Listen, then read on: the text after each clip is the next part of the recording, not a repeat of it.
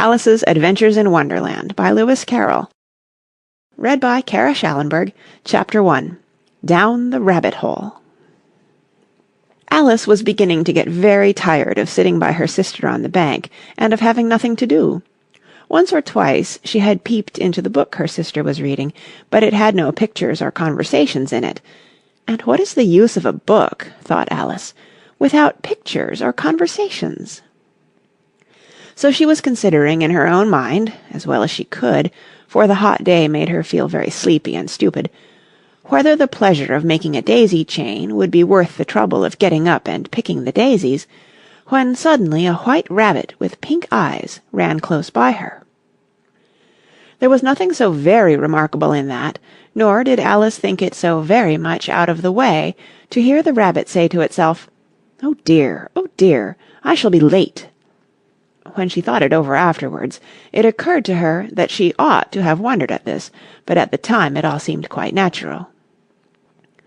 But when the rabbit actually took a watch out of its waistcoat pocket and looked at it, and then hurried on, Alice started to her feet, for it flashed across her mind that she had never before seen a rabbit with either a waistcoat pocket or a watch to take out of it, and, burning with curiosity, she ran across the field after it, and fortunately was just in time to see it pop down a large rabbit-hole under the hedge. In another moment down went Alice after it, never once considering how in the world she was to get out again.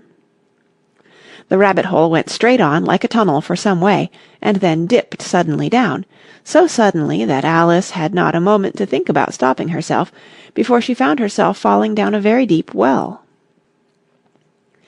Either the well was very deep, or she fell very slowly, for she had plenty of time as she went down to look about her, and to wonder what was going to happen next. First she tried to look down and make out what she was coming to, but it was too dark to see anything. Then she looked at the sides of the well and noticed that they were filled with cupboards and bookshelves. Here and there she saw maps and pictures hung upon pegs. She took down a jar from one of the shelves as she passed. It was labelled Orange Marmalade, but to her great disappointment it was empty. She did not like to drop the jar for fear of killing somebody, so managed to put it into one of the cupboards as she fell past it. "Well," thought Alice to herself, "after such a fall as this, I shall think nothing of tumbling downstairs. How brave they'll all think me at home! Why, I wouldn't say anything about it, even if I fell off the top of the house," which was very likely true. Down, down, down. Would the fall never come to an end? "I wonder how many miles I've fallen by this time," she said aloud. "I must be getting somewhere near the centre of the earth. Let me see. That would be 4,000 miles down, I think." For, you see, Alice had learnt several things of this sort in her lessons in the schoolroom, and though this was not a very good opportunity for showing off her knowledge, as there was no one to listen to her, still it was good practice to say it over. "Yes, that's about the right distance, but then I wonder what latitude or longitude I've got to." Alice had no idea what latitude was, or longitude either, but thought they were nice grand words to say. Presently she began again. "I wonder if I shall fall right through the earth. How funny it'll seem to come out among the people that walk with their heads downward. The antipathies, I think." She was rather glad there was no one listening this time, as it didn't sound at all the right word. "But I shall have to ask them what the name of the country is, you know. Please, ma'am, is this New Zealand or Australia?" And she tried to curtsy as she spoke. Fancy curtsying as you're falling through the air. Do you think you could manage it? And what an ignorant little girl she'll think me for asking. No, it'll never do to ask. Perhaps I shall see it written up somewhere. Down, down, down.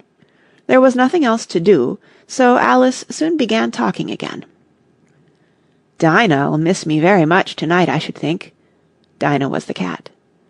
"I hope they'll remember her saucer of milk at tea-time. Dinah, my dear, I wish you were down here with me. There are no mice in the air, I'm afraid, but you might catch a bat, and and that's very like a mouse, you know. But do cats eat bats, I wonder?" And here Alice began to get rather sleepy, and went on saying to herself in a dreamy sort of way, "Do cats eat bats? Do cats eat bats?" And sometimes, "Do bats eat cats?" For, you see, as she couldn't answer either question, it didn't much matter which way she put it. She felt that she was dozing off, and had just begun to dream that she was walking hand in hand with Dinah, and saying to her very earnestly, "Now, Dinah, tell me the truth. Did you ever eat a bat?" When suddenly, thump, thump, down she came upon a heap of sticks and dry leaves, and the fall was over. Alice was not a bit hurt, and she jumped up onto her feet in a moment. She looked up, but it was all dark overhead. Before her was another long passage, and the White Rabbit was still in sight, hurrying down it. There was not a moment to be lost. Away went Alice like the wind, and was just in time to hear it say, as it turned a corner, "Oh, my ears and whiskers, how late it's getting!" She was close behind it when she turned the corner, but the rabbit was no longer to be seen. She found herself in a long, low hall, which was lit up by a row of lamps hanging from the roof. There were doors all round the hall, but they were all locked, and when Alice had been all the way down one side and up the other, trying every door, she walked sadly down the middle, wondering how she was ever to get out again. Suddenly she came upon a little three-legged table, all made of solid glass. There was nothing on it except a tiny golden key, and Alice's first thought was that it might belong to one of the doors of the hall. But, alas, either the locks were too large, or the key was too small, but at any rate it would not open any of them. However, on the second time round she came upon a low curtain she had not noticed before, and behind it was a little door about 15 inches high. She tried the little golden key in the lock, and to her great delight it fitted. Alice opened the door and found that it led into a small passage, not much larger than a rat-hole. She knelt down and looked along the passage into the loveliest garden you ever saw. How she longed to get out of that dark hall and wander about among those beds of bright flowers and those cool fountains, but she could not even get her head through the doorway. "And even if my head would go through," thought poor Alice, "it would be of very little use without my shoulders. Oh, how I wish I could shut up like a telescope. I think I could, if I only knew how to begin." For, you see, so many out-of-the-way things had happened lately that Alice had begun to think that very few things indeed were really impossible. There seemed to be no use in waiting by the little door, so she went back to the table, half hoping she might find another key on it, or at any rate a book of rules for shutting people up like telescopes. This time she found a little bottle on it. "Which certainly was not here before," said Alice. And round the neck of the bottle was a paper label, with the words, "Drink me," beautifully printed on it in large letters.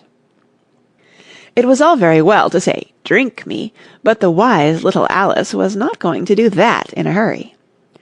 "No, I'll look first," she said, "and see whether it's marked poison or not."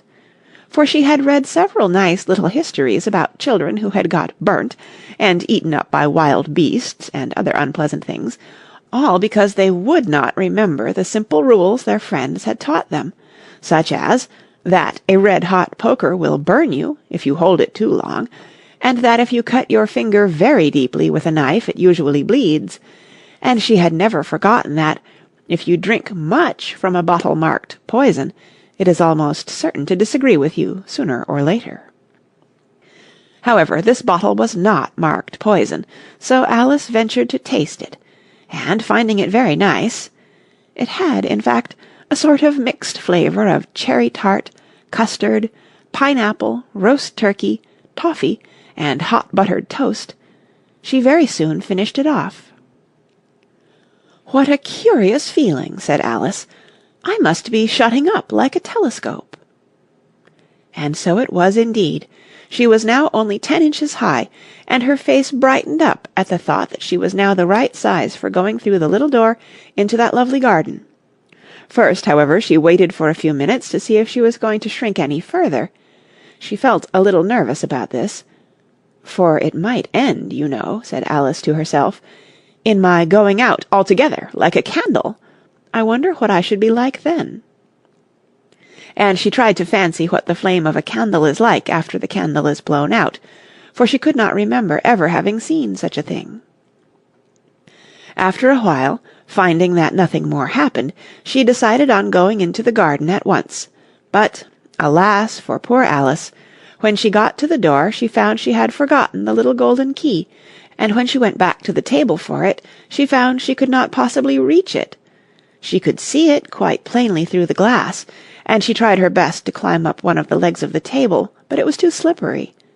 And when she had tired herself out with trying, the poor little thing sat down and cried. "Come, there's no use in crying like that," said Alice to herself, rather sharply. "I advise you to leave off this minute." She generally gave herself very good advice, though she very seldom followed it, and sometimes she scolded herself so severely as to bring tears into her eyes, and once she remembered trying to box her own ears for having cheated herself in a game of croquet she was playing against herself, for this curious child was very fond of pretending to be two people. "But it's no use now," thought poor Alice, "to pretend to be two people. Why, there's hardly enough of me left to make one respectable person." Soon her eye fell on a little glass box that was lying under the table. She opened it, and found in it a very small cake, on which the words, "Eat me," were beautifully marked in currants. "Well, I'll eat it," said Alice, "and if it makes me grow larger, I can reach the key, and if it makes me grow smaller, I can creep under the door, so either way I'll get into the garden, and I don't care which happens." She ate a little bit, and said anxiously to herself, "Which way? Which way?" holding her hand on the top of her head to feel which way it was growing, and she was quite surprised to find that she remained the same size.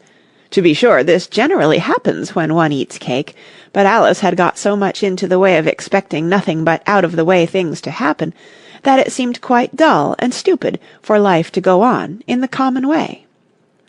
So she set to work, and very soon finished off the cake. End of Chapter 1.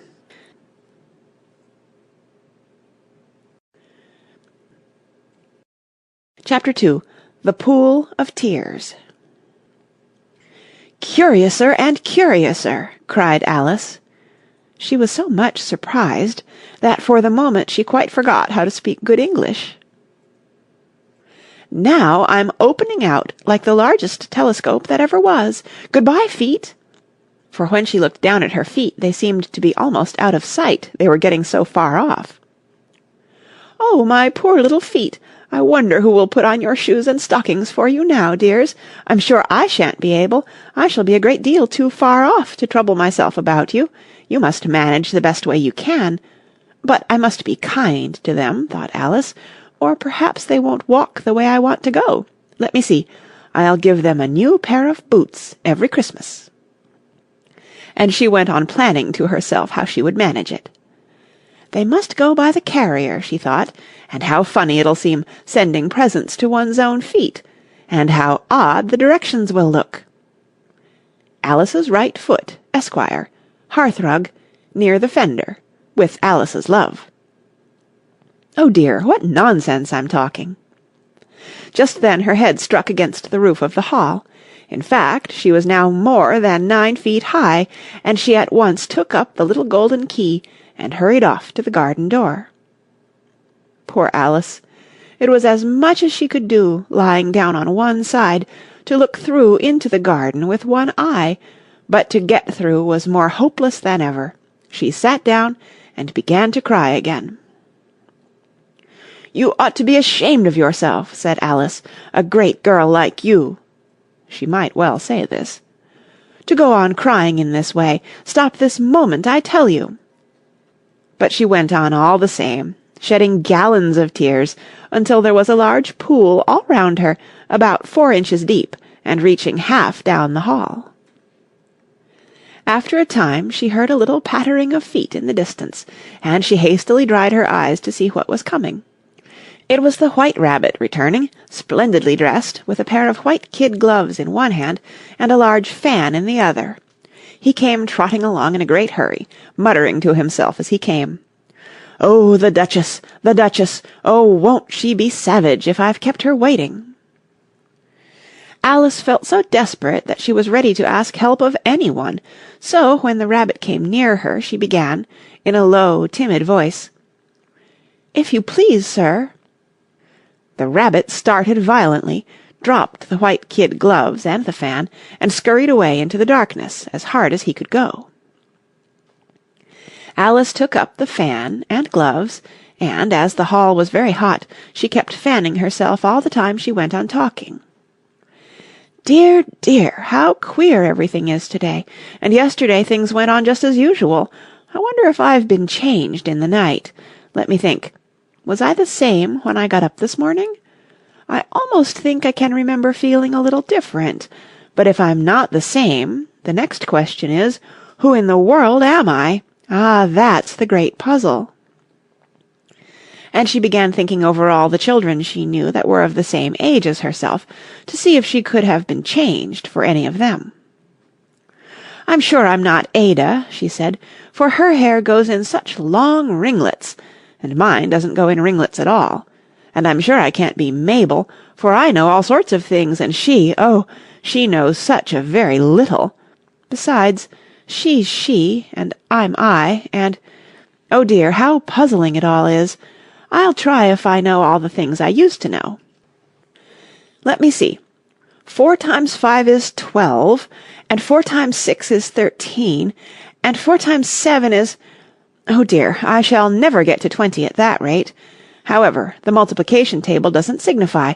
Let's try geography. London is the capital of Paris, and Paris is the capital of Rome, and Rome... No, that's all wrong, I'm certain. I must have been changed for Mabel. I'll try and say, how doth the little? And she crossed her hands on her lap as if she were saying lessons, and began to repeat it, but her voice sounded hoarse and strange, and the words did not come the same as they used to do. How doth the little crocodile improve his shining tail, and pour the waters of the Nile on every golden scale? How cheerfully he seems to grin, how neatly spread his claws, and welcome little fishes in, with gently smiling jaws. "I'm sure those are not the right words," said poor Alice, and her eyes filled with tears again as she went on. "I must be Mabel after all, and I shall have to go and live in that poky little house, and have next to no toys to play with, and oh, ever so many lessons to learn. No, I've made up my mind about it. If I'm Mabel, I'll stay down here. It'll be no use their putting their heads down and saying, 'Come up again, dear.' I shall only look up and say, 'Who am I, then? Tell me that first, and then, if I like being that person, I'll come up. If not, I'll stay down here till I'm somebody else.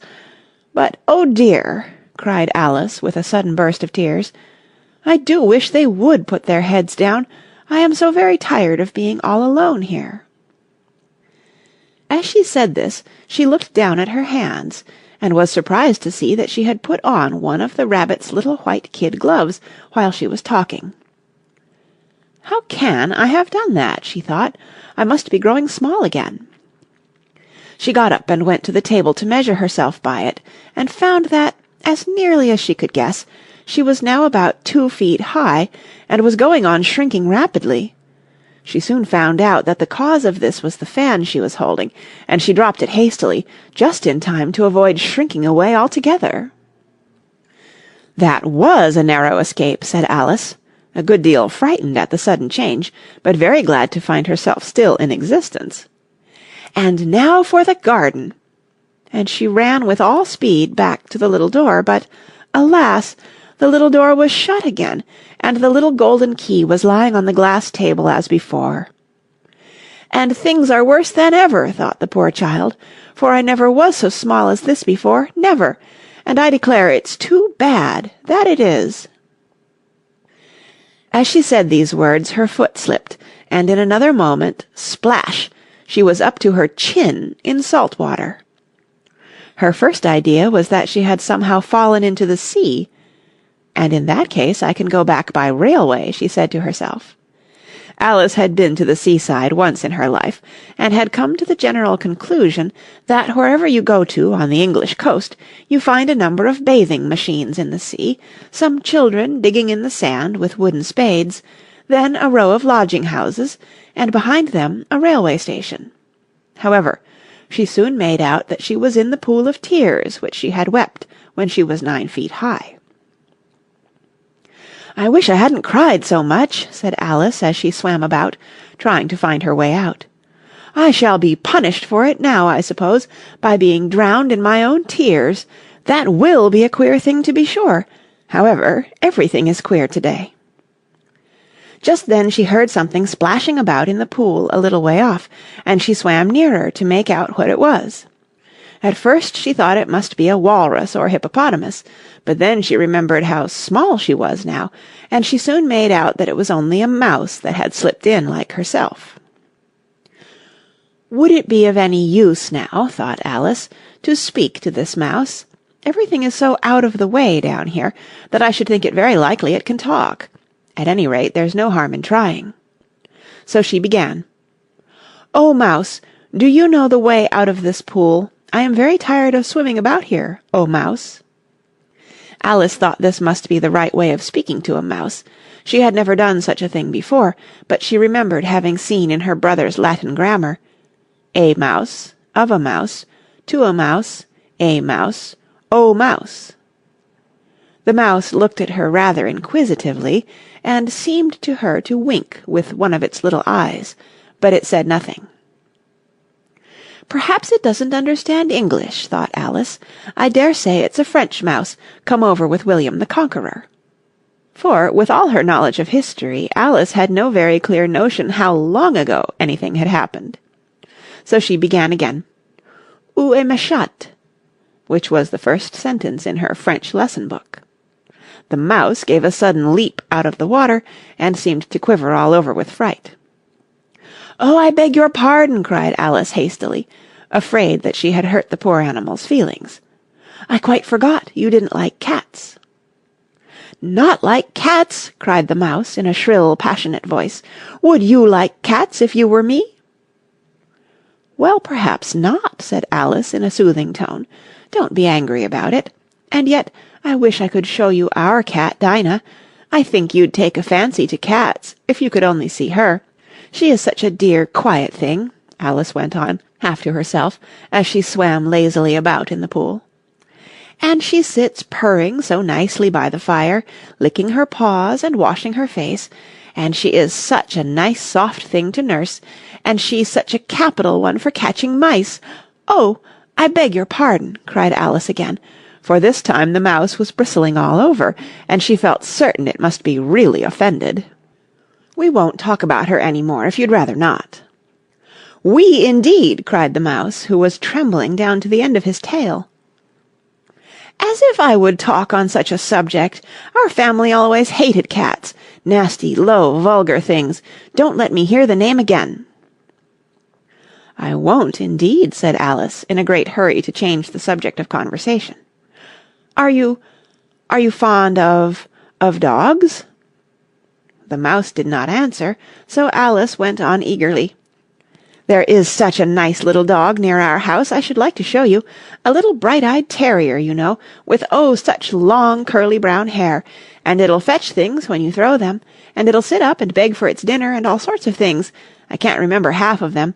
And it belongs to a farmer, you know, and he says it's so useful it's worth £100. He says it kills all the rats and—" "Oh, dear," cried Alice in a sorrowful tone, "I'm afraid I've offended it again." For the mouse was swimming away from her as hard as it could go, and making quite a commotion in the pool as it went. So she called softly after it, "Mouse dear, do come back again, and we won't talk about cats or dogs either if you don't like them." When the mouse heard this, it turned round and swam slowly back to her. Its face was quite pale, with passion, Alice thought, and it said in a low, trembling voice, "Let us get to the shore, and then I'll tell you my history, and you'll understand why it is I hate cats and dogs." It was high time to go, for the pool was getting quite crowded with the birds and animals that had fallen into it. There were a duck and a dodo, a lory and an eaglet, and several other curious creatures. Alice led the way, and the whole party swam to the shore. End of Chapter 2.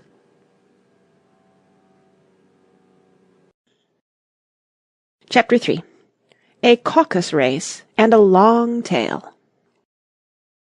They were indeed a queer-looking party that assembled on the bank, the birds with draggled feathers, the animals with their fur clinging close to them, and all dripping wet, cross, and uncomfortable. The first question, of course, was how to get dry again.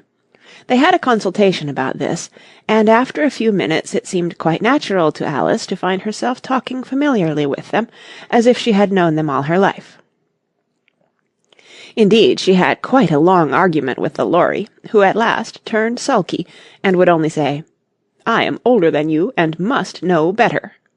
And this Alice would not allow without knowing how old it was, and, as the lory positively refused to tell its age, there was no more to be said. At last the mouse, who seemed to be a person of authority among them, called out, "Sit down, all of you, and listen to me. I'll soon make you dry enough." They all sat down at once in a large ring with the mouse in the middle. Alice kept her eyes anxiously fixed on it, for she felt sure she would catch a bad cold if she did not get dry very soon. "Ahem!" said the mouse with an important air. "Are you all ready? This is the driest thing I know. Silence all round, if you please. William the Conqueror, whose cause was favoured by the Pope, was soon submitted to by the English, who wanted leaders, and had been of late much accustomed to usurpation and conquest. Edwin and Morcar, the Earls of Mercia and Northumbria—" "Ugh!" said the lory with a shiver. "I beg your pardon," said the mouse, frowning, but very politely. "Did you speak?" "Not I," said the lory hastily. "I thought you did," said the mouse. "I proceed. Edwin and Morcar, the Earls of Mercia and Northumbria, declared for him, and even Stigand, the patriotic Archbishop of Canterbury, found it advisable—" "Found what?" said the duck.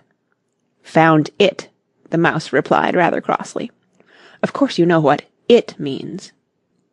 "I know what 'it' means well enough when I find a thing," said the duck.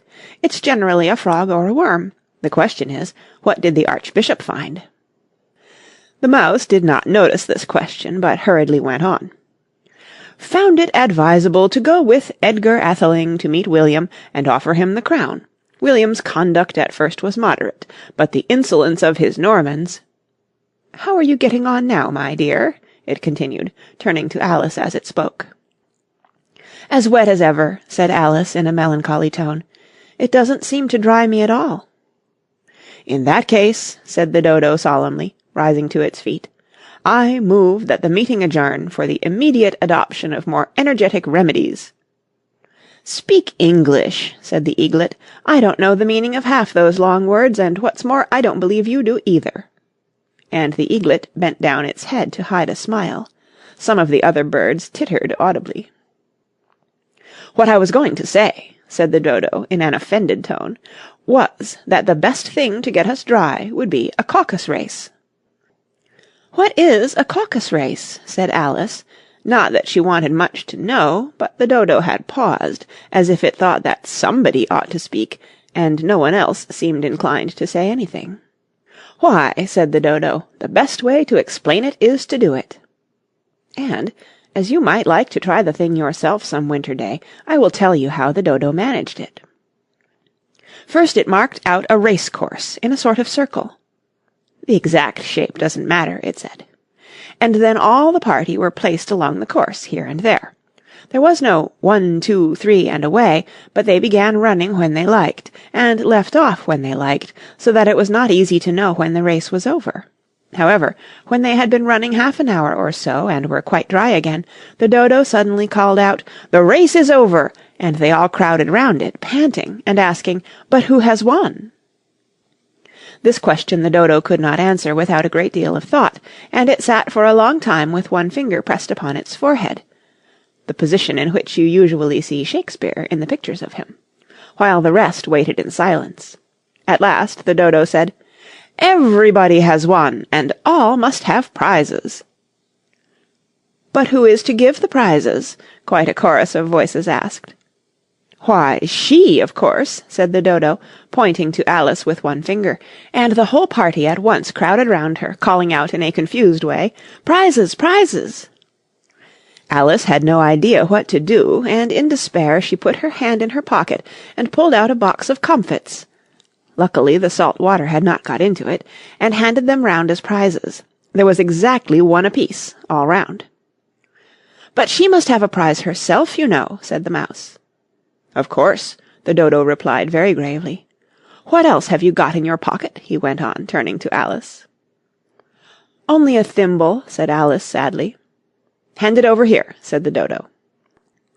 Then they all crowded round her once more, while the Dodo solemnly presented the thimble, saying, "We beg your acceptance of this elegant thimble," and when it had finished this short speech, they all cheered.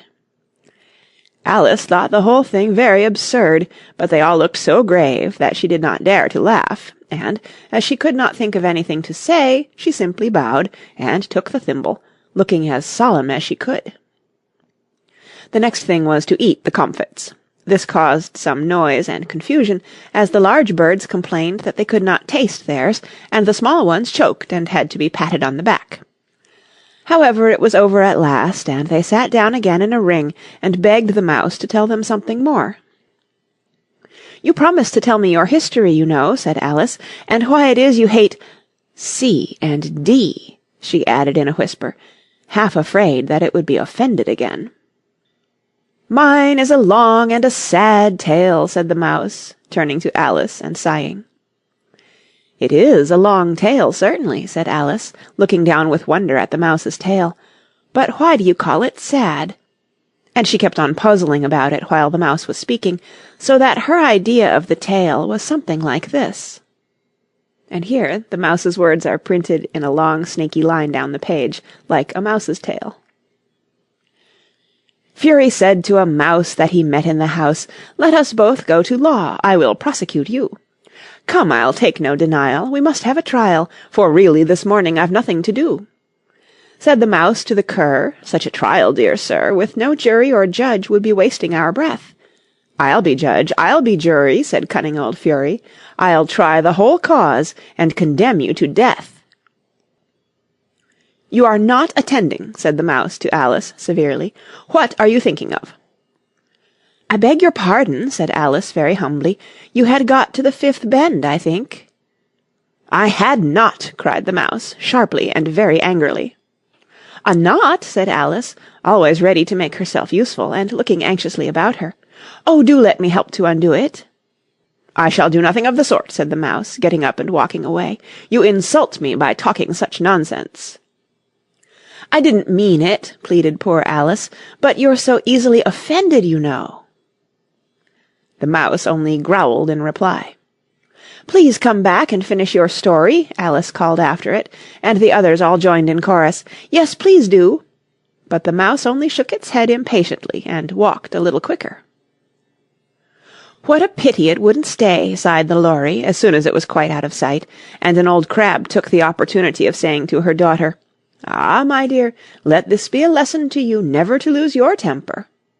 "Hold your tongue, Ma," said the young crab, a little snappishly. "You're enough to try the patience of an oyster." "I wish I had our Dinah here, I know I do," said Alice aloud, addressing nobody in particular. "She'd soon fetch it back." "And who is Dinah, if I might venture to ask the question?" said the Lory. Alice replied eagerly, for she was always ready to talk about her pet. "Dinah's our cat, and she's such a capital one for catching mice, you can't think. And, oh, I wish you could see her after the birds. Why, she'll eat a little bird as soon as look at it." This speech caused a remarkable sensation among the party. Some of the birds hurried off at once. One old magpie began wrapping itself up very carefully, remarking, "I really must be getting home. The night air doesn't suit my throat." And a canary called out in a trembling voice to its children, "Come away, my dears. It's high time you were all in bed." On various pretexts they all moved off, and Alice was soon left alone. "I wish I hadn't mentioned Dinah," she said to herself in a melancholy tone. "Nobody seems to like her down here, and I'm sure she's the best cat in the world. Oh, my dear Dinah, I wonder if I shall ever see you any more." And here poor Alice began to cry again, for she felt very lonely and low-spirited. In a little while, however, she again heard a little pattering of footsteps in the distance, and she looked up eagerly, half hoping that the mouse had changed his mind, and was coming back to finish his story.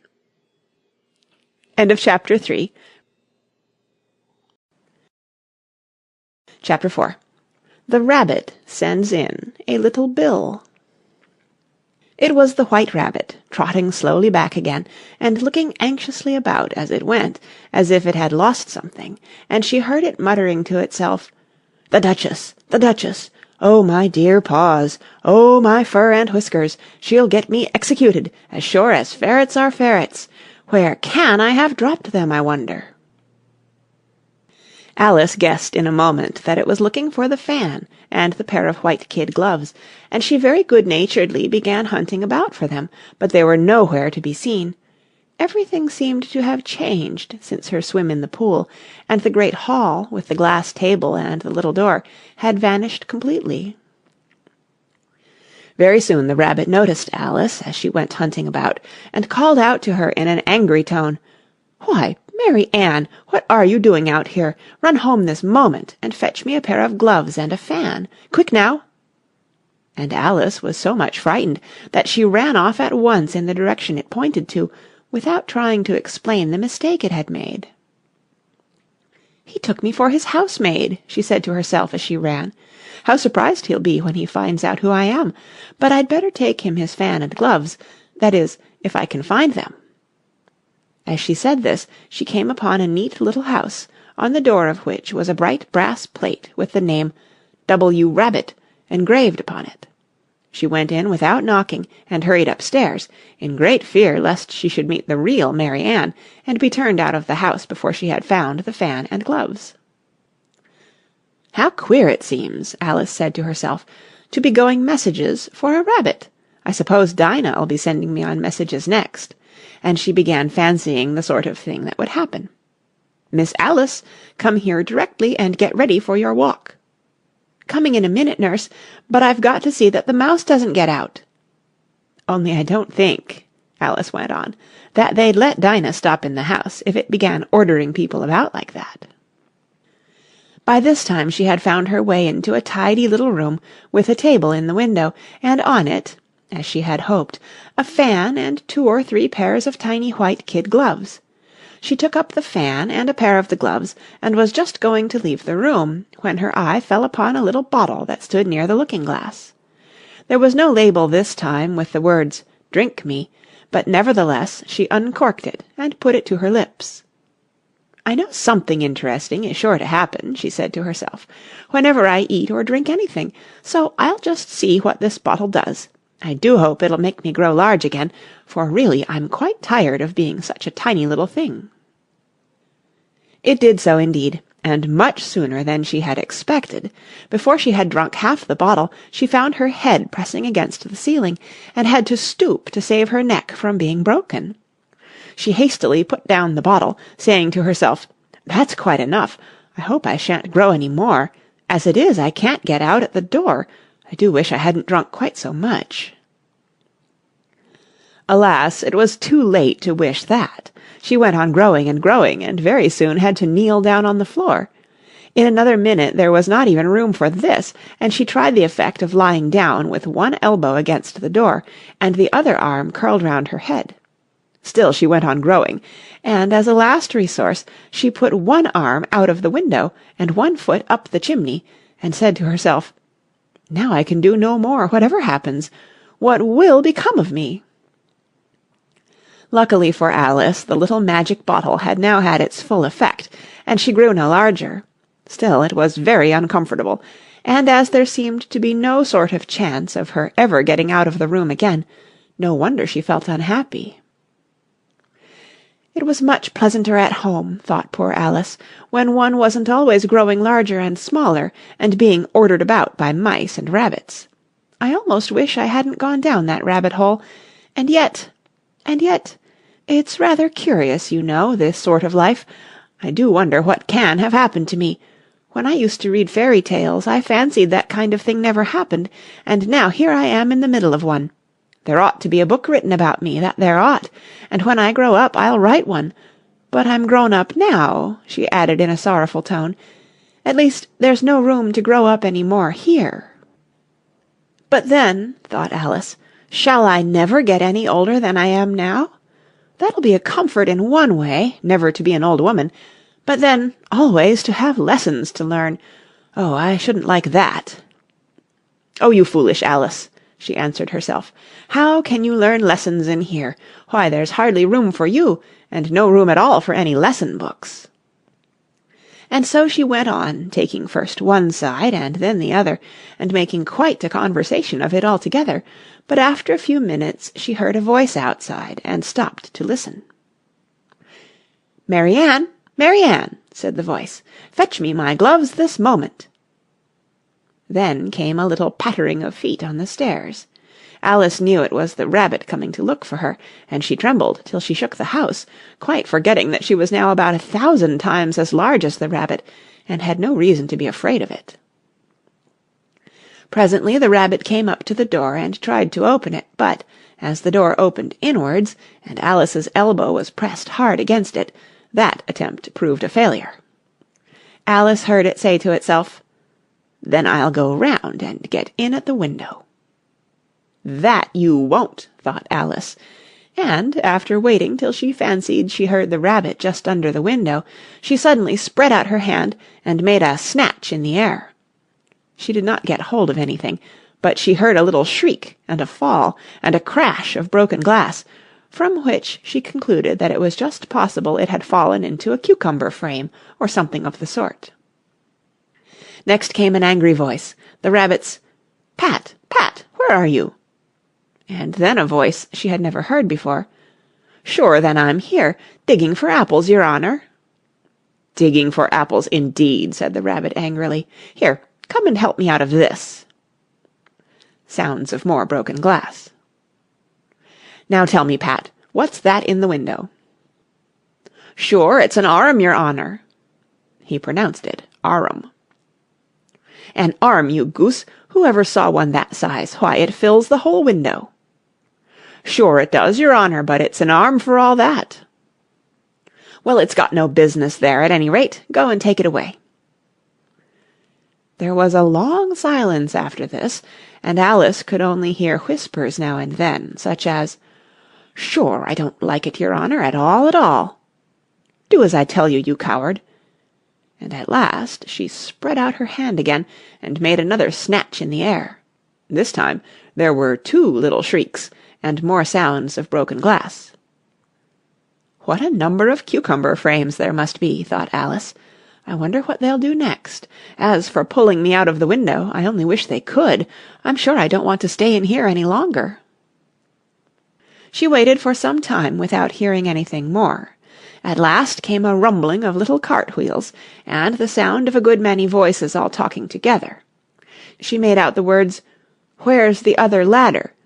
Why, I hadn't to bring but one. Bill's got the other. Bill, fetch it here, lad. Here, put 'em up at this corner. No, tie 'em together first. They don't reach half high enough yet. Oh, they'll do well enough, don't be particular. Here, Bill, catch hold of this rope. Will the roof bear? Mind that loose slate. Oh, it's coming down. Heads below." A loud crash. "Now who did that? It was Bill, I fancy. Who's to go down the chimney? Nay, I shan't. You do it. That I won't, then. Bill's to go down. Here, Bill. The master says you're to go down the chimney."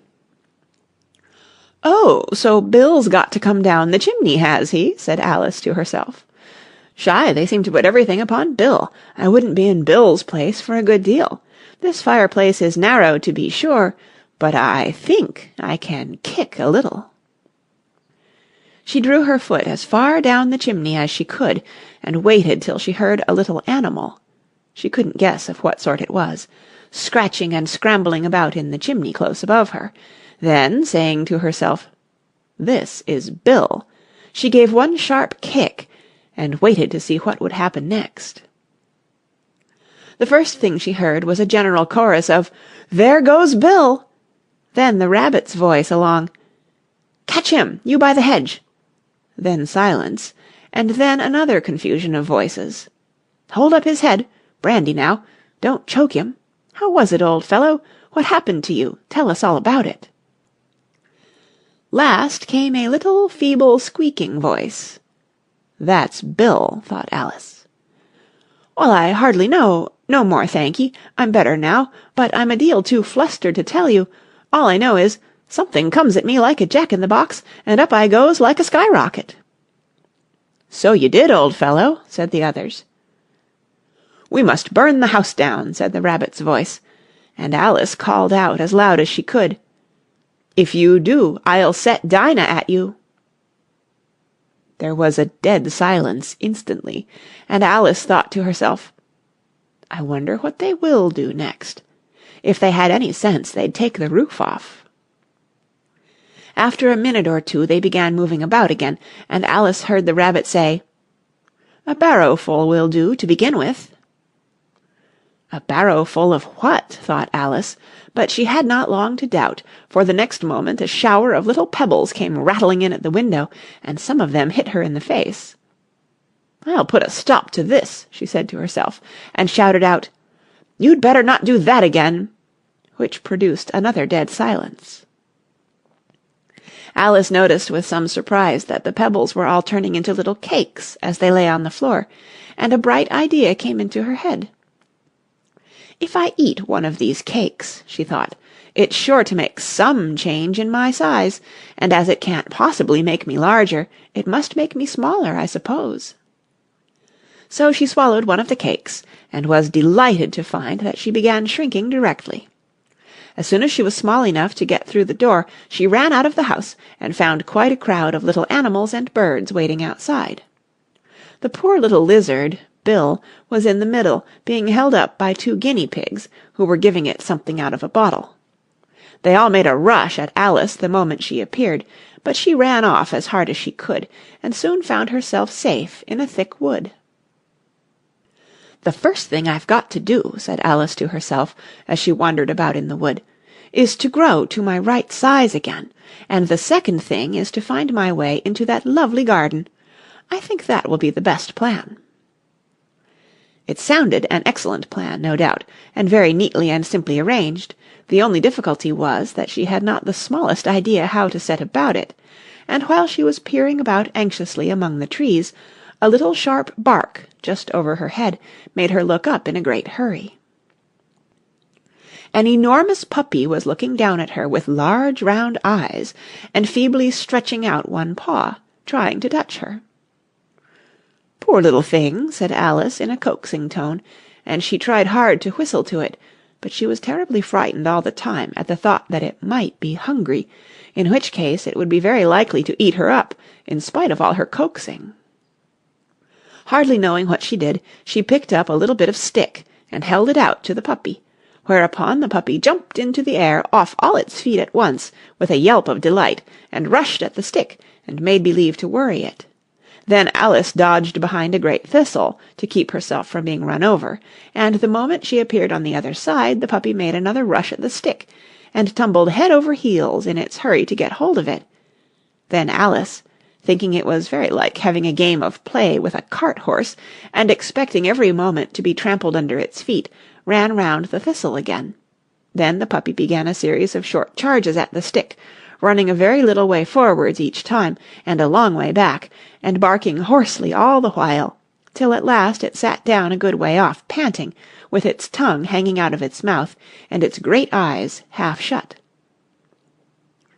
This seemed to Alice a good opportunity for making her escape, so she set off at once, and ran till she was quite tired and out of breath, and till the puppy's bark sounded quite faint in the distance. "And yet what a dear little puppy it was," said Alice, as she leant against a buttercup to rest herself, and fanned herself with one of the leaves. "I should have liked teaching it tricks very much, if I'd only been the right size to do it. Oh dear, I'd nearly forgotten that I've got to grow up again. Let me see. How is it to be managed? I suppose I ought to eat or drink something or other, but the great question is, what?" The great question certainly was, what? Alice looked all round her, at the flowers and the blades of grass, but she did not see anything that looked like the right thing to eat or drink under the circumstances. There was a large mushroom growing near her, about the same height as herself, and when she had looked under it, and on both sides of it, and behind it, it occurred to her that she might as well look and see what was on the top of it. She stretched herself up on tiptoe, and peeped over the edge of the mushroom, and her eyes immediately met those of a large caterpillar that was sitting on the top with its arms folded, quietly smoking a long hookah, and taking not the smallest notice of her or of anything else. End of Chapter 4. Chapter 5. Advice from a Caterpillar. The caterpillar and Alice looked at each other for some time in silence. At last the caterpillar took the hookah out of its mouth and addressed her in a languid, sleepy voice. "Who are you?" said the caterpillar. This was not an encouraging opening for a conversation. Alice replied rather shyly, I hardly know, sir, just at present. At least I know who I was when I got up this morning, but I think I must have been changed several times since then." "What do you mean by that?" said the caterpillar sternly. "Explain yourself." "I can't explain myself, I'm afraid, sir," said Alice, "because I'm not myself, you see." "I don't see," said the caterpillar. "I'm afraid I can't put it more clearly," Alice replied very politely, "for I can't understand it myself to begin with, and being so many different sizes in a day is very confusing." "It isn't," said the caterpillar. "Well, perhaps you haven't found it so yet," said Alice, "but when you have to turn into a chrysalis, you will some day, you know, and then after that into a butterfly, I should think you'll feel it a little queer, won't you?" "Not a bit," said the caterpillar. "Well, perhaps your feelings may be different," said Alice. "All I know is, it would feel very queer to me." "You," said the caterpillar contemptuously. "Who are you?" Which brought them back again to the beginning of the conversation. Alice felt a little irritated at the caterpillar's making such very short remarks, and she drew herself up and said very gravely, "I think you ought to tell me who you are first." "Why?" said the caterpillar. Here was another puzzling question, and as Alice could not think of any good reason, and as the caterpillar seemed to be in a very unpleasant state of mind, she turned away. "Come back," the caterpillar called after her. "I've something important to say." This sounded promising, certainly. Alice turned and came back. "Keep your temper," said the caterpillar. "Is that all?" said Alice, swallowing down her anger as well as she could. "No," said the caterpillar. Alice thought she might as well wait, as she had nothing else to do, and perhaps after all it might tell her something worth hearing. For some minutes it puffed away without speaking, but at last it unfolded its arms, took the hookah out of its mouth again, and said, "So you think you're changed, do you?" "I'm afraid I am, sir," said Alice. "I can't remember things as I used, and I don't keep the same size for 10 minutes together." "Can't remember what things?" said the caterpillar. "Well, I've tried to say, 'How doth the little busy bee?' but it all came different," Alice replied in a very melancholy voice. "Repeat, 'You are old, Father William,'" said the caterpillar. Alice folded her hands and began. "You are old, Father William," the young man said, "and your hair has become very white. And yet you incessantly stand on your head. Do you think at your age it is right?" "In my youth," Father William replied to his son, "I feared it might injure the brain. But now that I'm perfectly sure I have none, why, I do it again and again." "You are old," said the youth, "as I mentioned before, and have grown most uncommonly fat. Yet you turned a back somersault in at the door. Pray, what is the reason of that?" "In my youth," said the sage, as he shook his grey locks, "I kept all my limbs very supple by the use of this ointment, 1 shilling the box. Allow me to sell you a couple." "You are old," said the youth, "and your jaws are too weak for anything tougher than suet. Yet you finished the goose, with the bones and the beak. Pray, how did you manage to do it?" "In my youth," said his father, "I took to the law, and argued each case with my wife, and the muscular strength which it gave to my jaw has lasted the rest of my life." "You are old," said the youth. "One would hardly suppose that your eye was as steady as ever. Yet you balanced an eel on the end of your nose. What made you so awfully clever?" "I have answered 3 questions, and that is enough," said his father. "Don't give yourself airs. Do you think I can listen all day to such stuff? Be off, or I'll kick you downstairs." "That is not said right," said the caterpillar. "Not quite right, I'm afraid," said Alice timidly. "Some of the words have got altered." "It is wrong from beginning to end," said the caterpillar decidedly, and there was silence for some minutes. The caterpillar was the first to speak. "What size do you want to be?" it asked. "Oh, I'm not particular as to size," Alice hastily replied. "Only one doesn't like changing so often, you know." "I don't know," said the caterpillar. Alice said nothing. She had never been so much contradicted in her life before, and she felt that she was losing her temper. "Are you content now?" said the caterpillar. "Well, I should like to be a little larger, sir, if you wouldn't mind," said Alice. 3 inches is such a wretched height to be." "It is a very good height indeed," said the caterpillar angrily, rearing itself upright as it spoke. It was exactly 3 inches high. "But I'm not used to it," pleaded poor Alice in a piteous tone. And she thought to herself, "I wish the creatures wouldn't be so easily offended." "You'll get used to it in time," said the caterpillar, and it put the hookah into its mouth and began smoking again. This time Alice waited patiently until it chose to speak again. In a minute or 2 the caterpillar took the hookah out of its mouth and yawned once or twice and shook itself. Then it got down off the mushroom and crawled away in the grass, merely remarking as it went, "One side will make you grow taller, and the other side will make you grow shorter." "One side of what? The other side of what?" thought Alice to herself.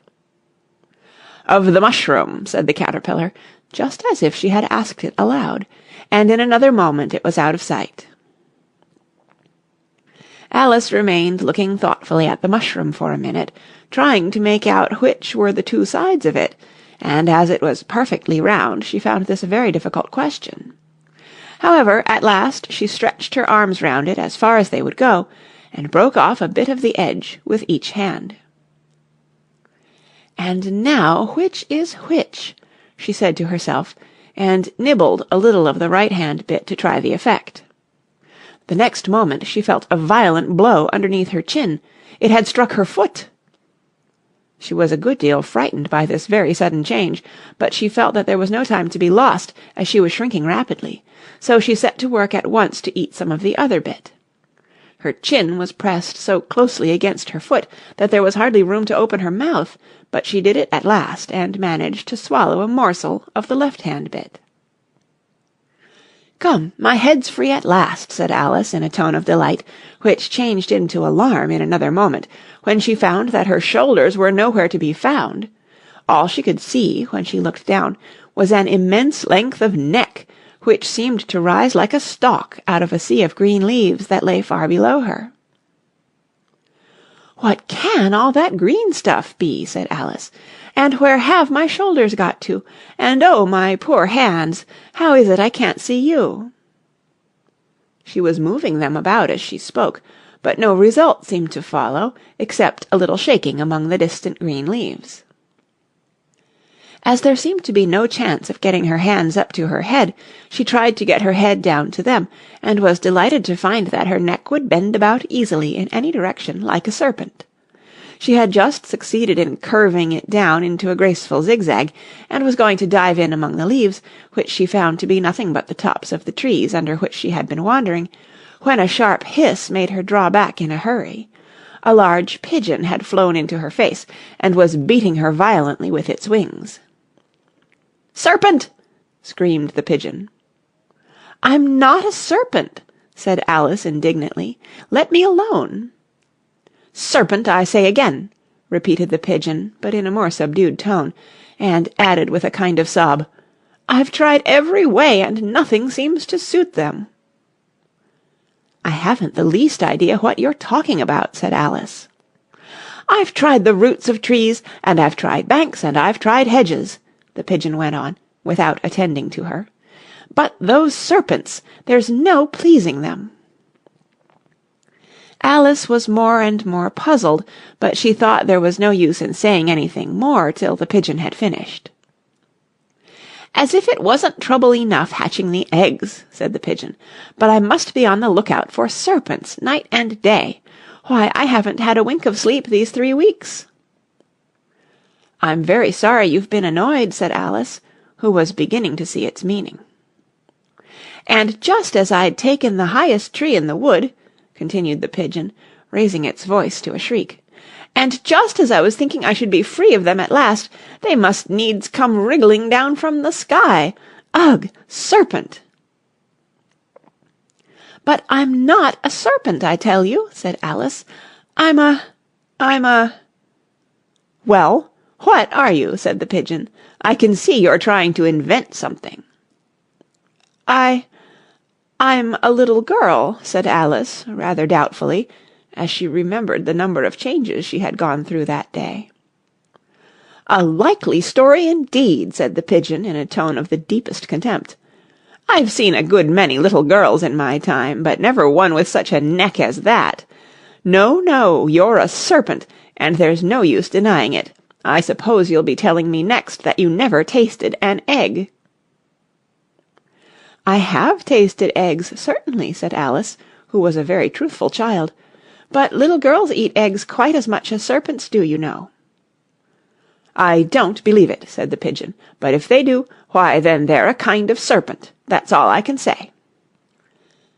This was such a new idea to Alice that she was quite silent for a minute or two, which gave the pigeon the opportunity of adding, "You're looking for eggs, I know that well enough, and what does it matter to me whether you're a little girl or a serpent?"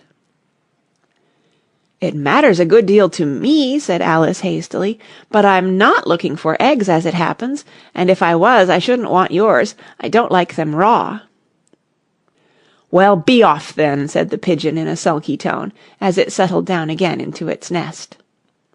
Alice crouched down among the trees as well as she could, for her neck kept getting entangled among the branches, and every now and then she had to stop and untwist it.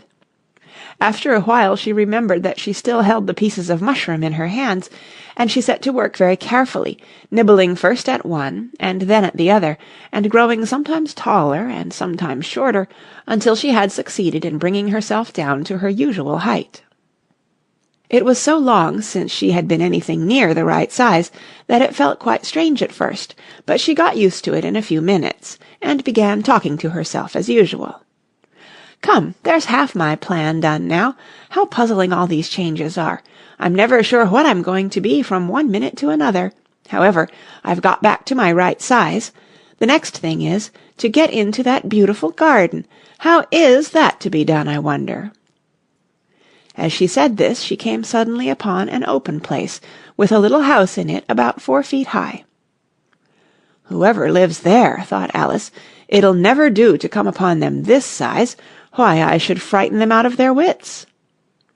So she began nibbling at the right-hand bit again, and did not venture to go near the house till she had brought herself down to 9 inches high. End of chapter 5. Chapter 6. Pig and Pepper. For a minute or two she stood looking at the house and wondering what to do next, when suddenly a footman in livery came running out of the wood. She considered him to be a footman because he was in livery. Otherwise, judging by his face only, she would have called him a fish, and rapped loudly at the door with his knuckles. It was opened by another footman in livery, with a round face and large eyes like a frog, and both footmen, Alice noticed, had powdered hair that curled all over their heads. She felt very curious to know what it was all about, and crept a little way out of the wood to listen.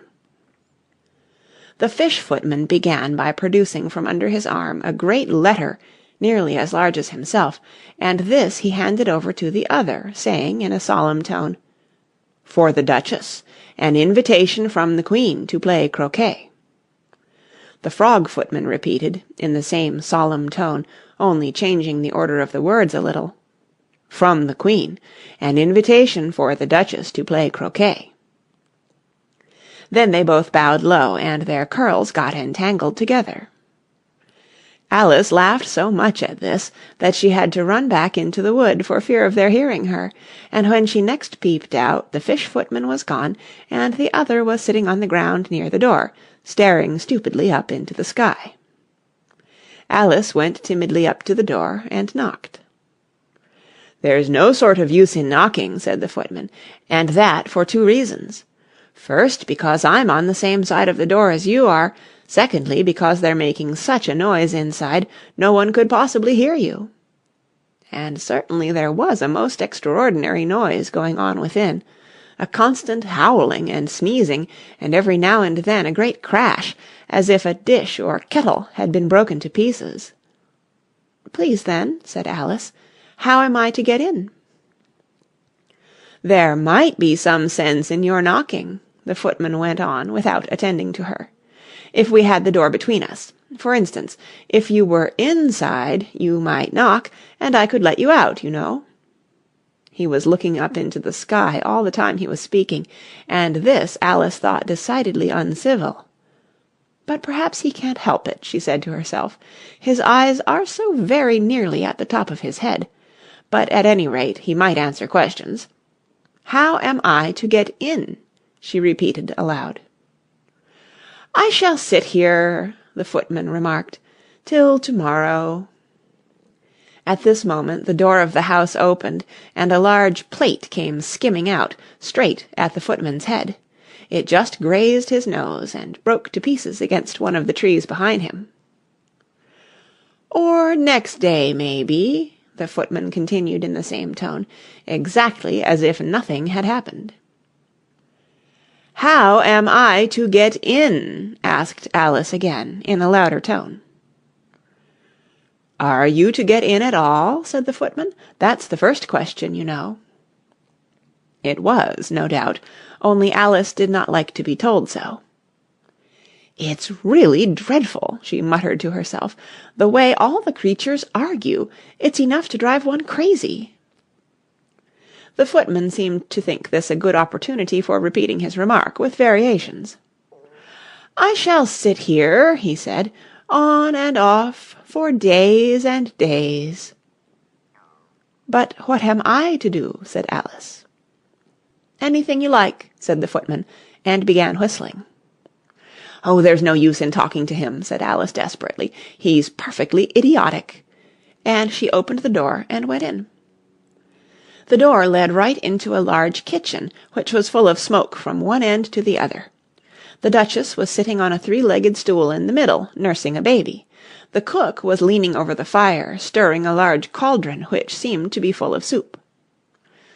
"There's certainly too much pepper in that soup," Alice said to herself, as well as she could for sneezing. There was certainly too much of it in the air. Even the Duchess sneezed occasionally, and as for the baby, it was sneezing and howling alternately, without a moment's pause. The only things in the kitchen that did not sneeze were the cook and a large cat, which was sitting on the hearth and grinning from ear to ear.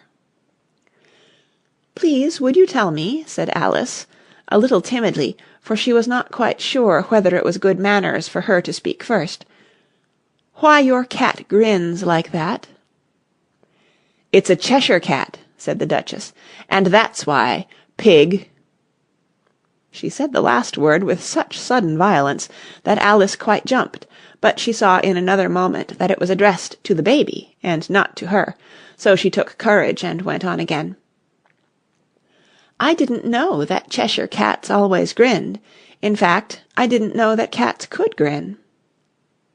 "They all can," said the Duchess, "and most of 'em do." "I don't know of any that do," Alice said very politely, feeling quite pleased to have got into a conversation. "You don't know much," said the Duchess, "and that's a fact."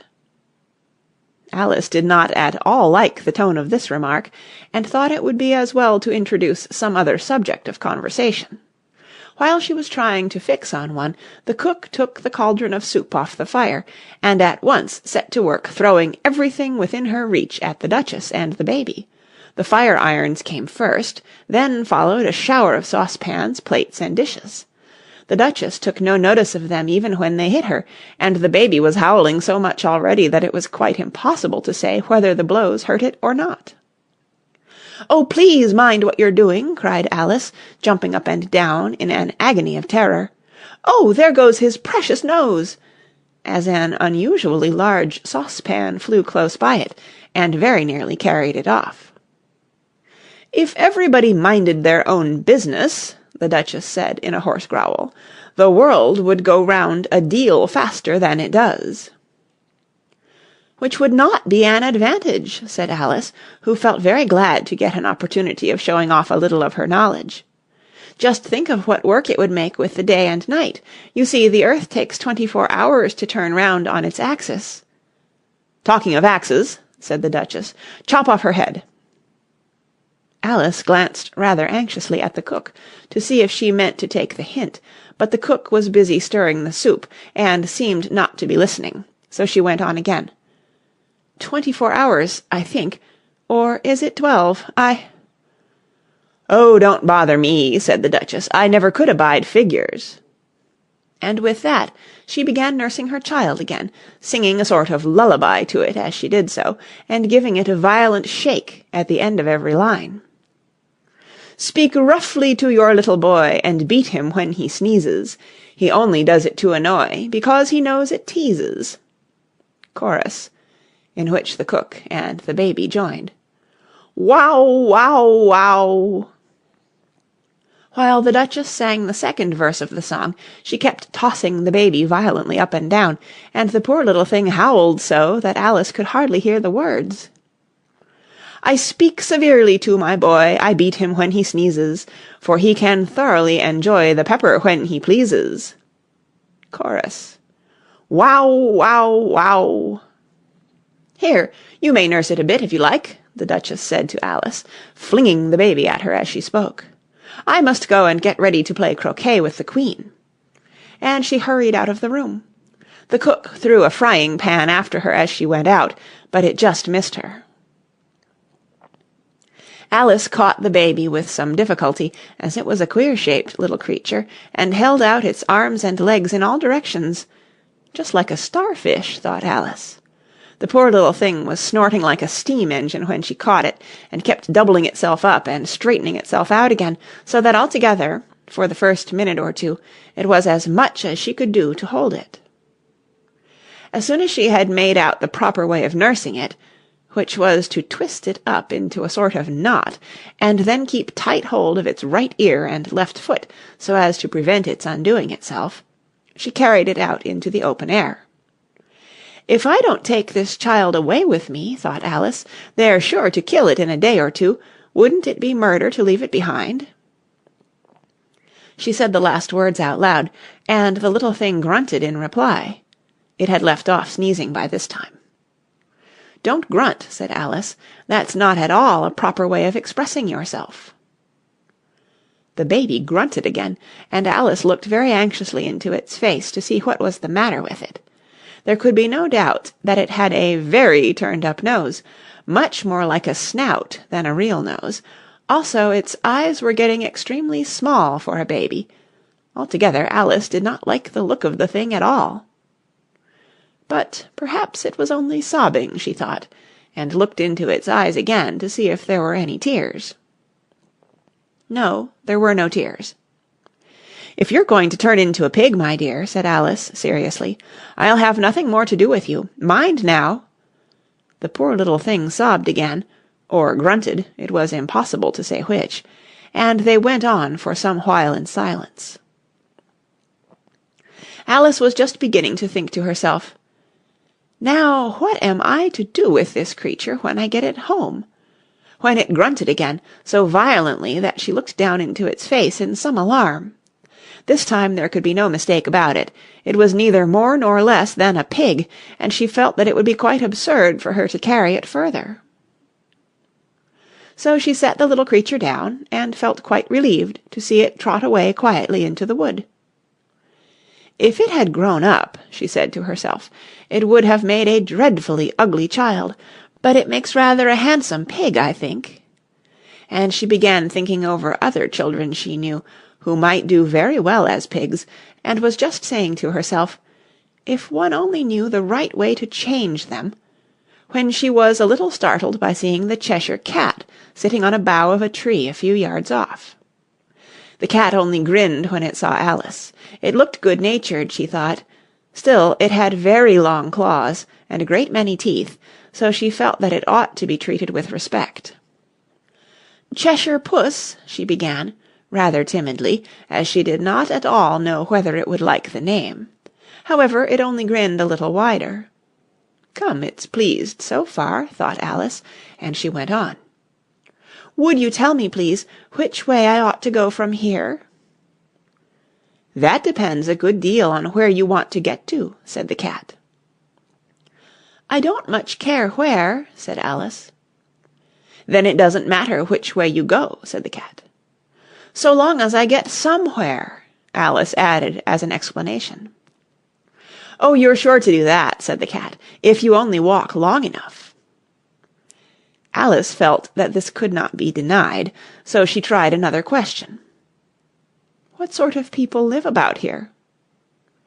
"In that direction," the cat said, waving its right paw round, "lives a hatter, and in that direction," waving the other paw, "lives a March hare. Visit either you like. They're both mad." "But I don't want to go among mad people," Alice remarked. "Oh, you can't help that," said the cat. "We're all mad here. I'm mad. You're mad." "How do you know I'm mad?" said Alice. "You must be," said the cat, "or you wouldn't have come here." Alice didn't think that proved it at all. However, she went on. "And how do you know that you're mad?" "To begin with," said the cat, "a dog's not mad. You grant that?" "I suppose so," said Alice. "Well then," the cat went on, "you see, a dog growls when it's angry and wags its tail when it's pleased. Now I growl when I'm pleased and wag my tail when I'm angry. Therefore I'm mad." "I call it purring, not growling," said Alice. "Call it what you like," said the cat. "Do you play croquet with the Queen today?" "I should like it very much," said Alice, "but I haven't been invited yet." "You'll see me there," said the cat, and vanished. Alice was not much surprised at this. She was getting so used to queer things happening. While she was looking at the place where it had been, it suddenly appeared again. "By the by, what became of the baby?" said the cat. "I'd nearly forgotten to ask." "It turned into a pig," Alice quietly said, just as if it had come back in a natural way. "I thought it would," said the cat, and vanished again. Alice waited a little, half expecting to see it again, but it did not appear, and after a minute or two she walked on in the direction in which the March hare was said to live. "I've seen hatters before," she said to herself. "The March Hare will be much the most interesting, and perhaps, as this is May, it won't be raving mad. At least, not so mad as it was in March." As she said this, she looked up, and there was the cat again, sitting on a branch of a tree. "Did you say pig or fig?" said the cat. "I said pig," replied Alice, "and I wish you wouldn't keep appearing and vanishing so suddenly. You make one quite giddy." "All right," said the cat, and this time it vanished quite slowly, beginning with the end of the tail and ending with the grin, which remained some time after the rest of it had gone. "Well, I've often seen a cat without a grin," thought Alice, "but a grin without a cat, it's the most curious thing I ever saw in my life." She had not gone much farther before she came in sight of the house of the March Hare. She thought it must be the right house, because the chimneys were shaped like ears, and the roof was thatched with fur. It was so large a house that she did not like to go nearer till she had nibbled some more of the left-hand bit of the mushroom, and raised herself to about 2 feet high. Even then she walked up towards it rather timidly, saying to herself, "Suppose it should be raving mad after all. I almost wish I'd gone to see the Hatter instead." End of Chapter 6. Chapter 7. A Mad Tea Party. There was a table set out under a tree in front of the house, and the March Hare and the Hatter were having tea at it. A dormouse was sitting between them, fast asleep, and the other two were using it as a cushion, resting their elbows on it and talking over its head. "Very uncomfortable for the dormouse," thought Alice, "only, as it's asleep, I suppose it doesn't mind." The table was a large one, but the three were all crowded together at one corner of it. "No room, no room!" they cried out when they saw Alice coming. "There's plenty of room," said Alice indignantly, and she sat down in a large armchair at one end of the table. "Have some wine," the March Hare said in an encouraging tone. Alice looked all round the table, but there was nothing on it but tea. "I don't see any wine," she remarked. "There isn't any," said the March Hare. "Then it wasn't very civil of you to offer it," said Alice angrily. "It wasn't very civil of you to sit down without being invited," said the March Hare. "I didn't know it was your table," said Alice. "It's laid for a great many more than 3. "Your hair wants cutting," said the Hatter. He had been looking at Alice for some time with great curiosity, and this was his first speech. "You should learn not to make personal remarks," Alice said with some severity. "It's very rude." The Hatter opened his eyes very wide on hearing this, but all he said was, "Why is a raven like a writing-desk?" "Come, we shall have some fun now," thought Alice. "I'm glad they've begun asking riddles. I believe I can guess that," she added aloud. "Do you mean that you think you can find out the answer to it?" said the March Hare. "Exactly so," said Alice. "Then you should say what you mean," the March Hare went on. "I do," Alice hastily replied. At least, I mean what I say. That's the same thing, you know." "Not the same thing a bit," said the Hatter. "You might just as well say that I see what I eat is the same thing as I eat what I see." "You might just as well say," added the March Hare, "that I like what I get is the same thing as I get what I like." "You might just as well say," added the Dormouse, who seemed to be talking in his sleep, "that I breathe when I sleep is the same thing as I sleep when I breathe." "It is the same thing with you," said the Hatter, and here the conversation dropped, and the party sat silent for a minute, while Alice thought over all she could remember about ravens and writing-desks, which wasn't much. The Hatter was the first to break the silence. "What day of the month is it?" he said, turning to Alice. He had taken his watch out of his pocket, and was looking at it uneasily, shaking it every now and then, and holding it to his ear. Alice considered a little, and then said, "The 4th." 2 days wrong, sighed the Hatter. I told you butter wouldn't suit the works, he added, looking angrily at the March Hare.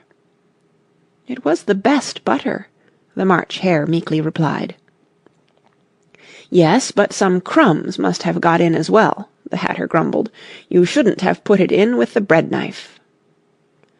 The March Hare took the watch and looked at it gloomily. Then he dipped it into his cup of tea and looked at it again. But he could think of nothing better to say than his first remark. It was the best butter, you know. Alice had been looking over his shoulder with some curiosity. What a funny watch, she remarked. It tells the day of the month, and doesn't tell what o'clock it is. Why should it? Muttered the Hatter. Does your watch tell you what year it is? Of course not, Alice replied very readily, but that's because it stays the same year for such a long time together. Which is just the case with mine, said the Hatter. Alice felt dreadfully puzzled. The Hatter's remark seemed to have no sort of meaning in it, and yet it was certainly English. I don't quite understand you, she said, as politely as she could. The Dormouse is asleep again, said the Hatter, and he poured a little hot tea upon its nose. The Dormouse shook its head impatiently and said, without opening its eyes, Of course, just what I was going to remark myself. Have you guessed the riddle yet? The Hatter said, turning to Alice again. No, I give it up, Alice replied. What's the answer? I haven't the slightest idea, said the Hatter. Nor I, said the March Hare. Alice sighed wearily. I think you might do something better with the time, she said, than waste it in asking riddles that have no answers. If you knew time as well as I do, said the Hatter, you wouldn't talk about wasting it. It's him. I don't know what you mean, said Alice. Of course you don't, the Hatter said, tossing his head contemptuously. I dare say you never even spoke to time. Perhaps not, Alice cautiously replied, but I know I have to beat time when I learn music. Ah, that accounts for it, said the Hatter. He won't stand beating. Now, if you only kept on good terms with him, he'd do almost anything you liked with the clock. For instance, suppose it were 9 o'clock in the morning, just time to begin lessons. You'd only have to whisper a hint to time, and round goes the clock in a twinkling. 1:30, time for dinner. I only wish it was, the March Hare said to itself in a whisper. That would be grand, certainly, said Alice thoughtfully, but then I shouldn't be hungry for it, you know. Not at first, perhaps, said the Hatter, but you could keep it to 1:30 as long as you liked. Is that the way you manage? Alice asked. The Hatter shook his head mournfully. Not I, he replied. We quarrelled last March, just before he went mad, you know, pointing with his teaspoon at the March Hare. It was at the great concert given by the Queen of Hearts, and I had to sing, Twinkle, twinkle, little bat, how I wonder what you're at. You know the song, perhaps? I've heard something like it, said Alice. It goes on, you know, the Hatter continued, in this way. Up above the world you fly, like a tea-tray in the sky, twinkle, twinkle. Here the Dormouse shook itself, and began singing in its sleep, Twinkle, twinkle, twinkle, twinkle, and went on so long that they had to pinch it to make it stop. Well, I'd hardly finished the first verse, said the Hatter, when the Queen jumped up and bawled out, He's murdering the time! Off with his head! How dreadfully savage! Exclaimed Alice. And ever since that, the Hatter went on in a mournful tone, he won't do a thing I ask. It's always 6 o'clock now. A bright idea came into Alice's head. Is that the reason so many tea things are put out here? She asked. Yes, that's it, said the Hatter with a sigh. It's always tea time, and we've no time to wash the things between whiles. Then you keep moving round, I suppose, said Alice. Exactly so, said the Hatter, as the things get used up. But what happens when you come to the beginning again? Alice ventured to ask. "Suppose we change the subject," the March Hare interrupted, yawning. "I'm getting tired of this. I vote the young lady tells us a story." "I'm afraid I don't know one," said Alice, rather alarmed at the proposal.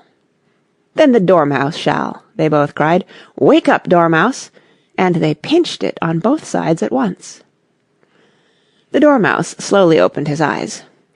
"I wasn't asleep," he said in a hoarse, feeble voice. "I heard every word you fellows were saying." "Tell us a story," said the March Hare. "Yes, please do," pleaded Alice. "And be quick about it," added the Hatter, "or you'll be asleep again before it's done." "Once upon a time there were 3 little sisters," the Dormouse began in a great hurry, "and their names were Elsie, Lacie, and Tilly, and they lived at the bottom of a well." "What did they live on?" said Alice, who always took a great interest in questions of eating and drinking. "They lived on treacle," said the Dormouse, after thinking a minute or two. "They couldn't have done that, you know," Alice gently remarked. "They'd have been ill." "So they were," said the Dormouse, "very ill." Alice tried to fancy to herself what such an extraordinary way of living would be like, but it puzzled her too much, so she went on. "But why did they live at the bottom of a well?" "Take some more tea," the March Hare said to Alice very earnestly. "I've had nothing yet," Alice replied in an offended tone, "so I can't take more." "You mean you can't take less," said the Hatter. "It's very easy to take more than nothing." "Nobody asked your opinion," said Alice. "Who's making personal remarks now?" the Hatter asked triumphantly. Alice did not quite know what to say to this, so she helped herself to some tea and bread and butter, and then turned to the Dormouse and repeated her question. Why did they live at the bottom of a well? The Dormouse again took a minute or two to think about it, and then said, "It was a treacle well." "There's no such thing," Alice was beginning very angrily, but the Hatter and the March Hare went, "Shh, shh," and the Dormouse sulkily remarked, "If you can't be civil, you'd better finish the story for yourself." "No, please go on," Alice said very humbly. "I won't interrupt again. I dare say there may be one." "One indeed," said the Dormouse indignantly. However, he consented to go on. "And so these 3 little sisters, they were learning to draw, you know." "What did they draw?" said Alice, quite forgetting her promise. "Treacle," said the Dormouse, without considering at all this time. "I want a clean cup," interrupted the Hatter. "Let's all move one place on." He moved on as he spoke, and the Dormouse followed him. The March Hare moved into the Dormouse's place, and Alice rather unwillingly took the place of the March Hare. The Hatter was the only one who got any advantage from the change, and Alice was a good deal worse off than before, as the March Hare had just upset the milk jug into his plate. Alice did not wish to offend the Dormouse again, so she began very cautiously. "But I don't understand. Where did they draw the treacle from?" "You can draw water out of a water well," said the Hatter, "so I should think you could draw treacle out of a treacle well, eh, stupid?" "But they were in the well," Alice said to the Dormouse, not choosing to notice this last remark. "Of course they were," said the Dormouse. "Well in." This answer so confused poor Alice that she let the Dormouse go on for some time without interrupting it. "They were learning to draw," the Dormouse went on, yawning and rubbing its eyes, for it was getting very sleepy, "and they drew all manner of things, everything that begins with an M." "Why with an M?" said Alice. "Why not?" said the March Hare. Alice was silent. The Dormouse had closed its eyes by this time, and was going off into a doze, but on being pinched by the Hatter, it woke up again with a little shriek, and went on, "That begins with an M, such as mousetraps, and the moon, and memory, and muchness. You know you say things are much of a muchness. Did you ever see such a thing as a drawing of a muchness?" "Really, now you ask me," said Alice, very much confused, "I don't think—" "Then you shouldn't talk," said the Hatter. This piece of rudeness was more than Alice could bear. She got up in great disgust and walked off. The Dormouse fell asleep instantly, and neither of the others took the least notice of her going, though she looked back once or twice, half hoping that they would call after her. The last time she saw them, they were trying to put the Dormouse into the teapot. "At any rate, I'll never go there again," said Alice, as she picked her way through the wood. "It's the stupidest tea-party I ever was at in all my life." Just as she said this, she noticed that one of the trees had a door leading right into it. "That's very curious," she thought, "but everything's curious today. I think I may as well go in at once." And in she went. Once more she found herself in the long hall and close to the little glass table. "Now I'll manage better this time," she said to herself, and began by taking the little golden key and unlocking the door that led into the garden. Then she went to work nibbling at the mushroom. She had kept a piece of it in her pocket, till she was about a foot high. Then she walked down the little passage, and then she found herself at last in the beautiful garden, among the bright flower beds and the cool fountains. End of Chapter 7. Chapter 8. The Queen's Croquet Ground. A large rose tree stood near the entrance of the garden. The roses growing on it were white, but there were 3 gardeners at it, busily painting them red. Alice thought this a very curious thing, and she went nearer to watch them. And just as she came up to them, she heard one of them say, "Look out now, Five. Don't go splashing paint over me like that." "I couldn't help it," said Five in a sulky tone. "Seven jogged my elbow." On which Seven looked up and said, "That's right, Five. Always lay the blame on others." "You'd better not talk," said Five. "I heard the Queen say only yesterday you deserved to be beheaded." "What for?" said the one who had spoken first. "That's none of your business, Two," said Seven. "Yes, it is his business," said Five, "and I'll tell him. It was for bringing the cooked tulip roots instead of onions." Seven flung down his brush and had just begun, "Well, of all the unjust things," when his eye chanced to fall upon Alice as she stood watching them, and he checked himself suddenly. The others looked round also, and all of them bowed low. "Would you tell me," said Alice a little timidly, "why you are painting those roses?" 5 and 7 said nothing, but looked at Two. Two began in a low voice, "Why, the fact is, you see, miss, this here ought to have been a red rose tree, and we put a white one in by mistake, and if the Queen was to find it out, we should all have our heads cut off, you know. So you see, miss, we're doing our best, afore she comes, too." At this moment 5, who had been anxiously looking across the garden, called out, "The Queen! The Queen!" and the 3 gardeners instantly threw themselves flat upon their faces. There was a sound of many footsteps, and Alice looked round, eager to see the Queen. First came 10 soldiers carrying clubs. These were all shaped like the 3 gardeners, oblong and flat, with their hands and feet at the corners. Next the 10 courtiers. These were ornamented all over with diamonds, and walked 2 and 2, as the soldiers did. After these came the royal children. There were 10 of them, and the little dears came jumping merrily along, hand, in couples. They were all ornamented with hearts. Next came the guests, mostly kings and queens, and among them Alice recognized the White Rabbit. It was talking in a hurried, nervous manner, smiling at everything that was said, and went by without noticing her. Then followed the Knave of Hearts, carrying the king's crown on a crimson velvet cushion, and last of all this grand procession came the King and Queen of Hearts. Alice was rather doubtful whether she ought not to lie down on her face like the 3 gardeners, but she could not remember ever having heard of such a rule at processions. And besides, what would be the use of a procession, thought she, if people had all to lie down upon their faces, so that they couldn't see it?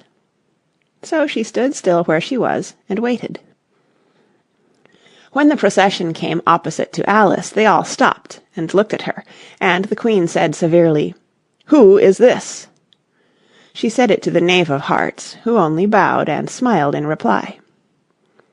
"Idiot," said the Queen, tossing her head impatiently. and turning to Alice, she went on, "What's your name, child?" "My name is Alice, so please your Majesty," said Alice very politely, but she added to herself, "Why, they're only a pack of cards, after all. I needn't be afraid of them."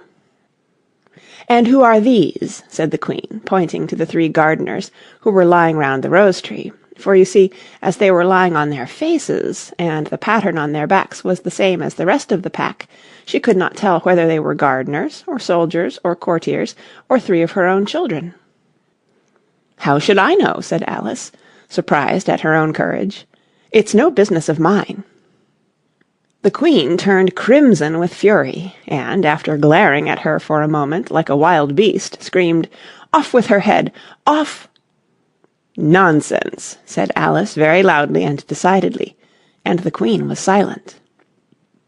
The King laid his hand upon her arm, and timidly said, "Consider, my dear, she is only a child." The Queen turned angrily away from him, and said to the knave, "Turn them over." The knave did so, very carefully, with one foot. "Get up!" said the Queen in a shrill, loud voice, and the 3 gardeners instantly jumped up, and began bowing to the King, the Queen, the royal children, and everybody else. "Leave off that!" screamed the Queen. "You make me giddy!" And then, turning to the rose-tree, she went on, "What have you been doing here?" "May it please your Majesty," said 2, in a very humble tone, going down on one knee as he spoke, "we were trying—" "I see," said the Queen, who had meanwhile been examining the roses. "Off with their heads!" And the procession moved on, 3 of the soldiers remaining behind to execute the unfortunate gardeners, who ran to Alice for protection. "You shan't be beheaded," said Alice, and she put them into a large flower-pot that stood near. The 3 soldiers wandered about for a minute or 2, looking for them, and then quietly marched off after the others. "Are their heads off?" shouted the Queen. "Their heads are gone, if it please your Majesty," the soldiers shouted in reply. "That's right," shouted the Queen. "Can you play croquet?" The soldiers were silent, and looked at Alice, as the question was evidently meant for her. "Yes," shouted Alice. "Come on, then," roared the Queen, and Alice joined the procession, wondering very much what would happen next. It's a very fine day," said a timid voice at her side. She was walking by the White Rabbit, who was peeping anxiously into her face. "Very," said Alice. "Where's the Duchess?" "Hush, hush!" said the Rabbit in a low, hurried tone. He looked anxiously over his shoulder as he spoke, and then raised himself upon tiptoe, put his mouth close to her ear, and whispered, "She's under sentence of execution." "What for?" said Alice. "Did you say, 'What a pity'?" the Rabbit asked. "No, I didn't," said Alice. "I don't think it's at all a pity. I said, 'What for?'" "She boxed the Queen's ears," the Rabbit began. Alice gave a little scream of laughter. "Oh, hush!" the Rabbit whispered in a frightened tone. "The Queen will hear you. You see, she came rather late, and the Queen said—" "Get to your places!" shouted the Queen in a voice of thunder, and people began running about in all directions, tumbling up against each other. However, they got settled down in a minute or 2, and the game began. Alice thought she had never seen such a curious croquet ground in her life. It was all ridges and furrows, the balls were live hedgehogs, the mallets live flamingos, and the soldiers had to double themselves up and to stand on their hands and feet to make the arches. The chief difficulty Alice found at first was in managing her flamingo. She succeeded in getting its body tucked away comfortably enough under her arm with its legs hanging down, but generally, just as she had got its neck nicely straightened out and was going to give the hedgehog a blow with its head, it would twist itself round and look up into her face with such a puzzled expression that she could not help bursting out laughing. And when she had got its head down and was going to begin again, it was very provoking to find that the hedgehog had unrolled itself and was in the act of crawling away.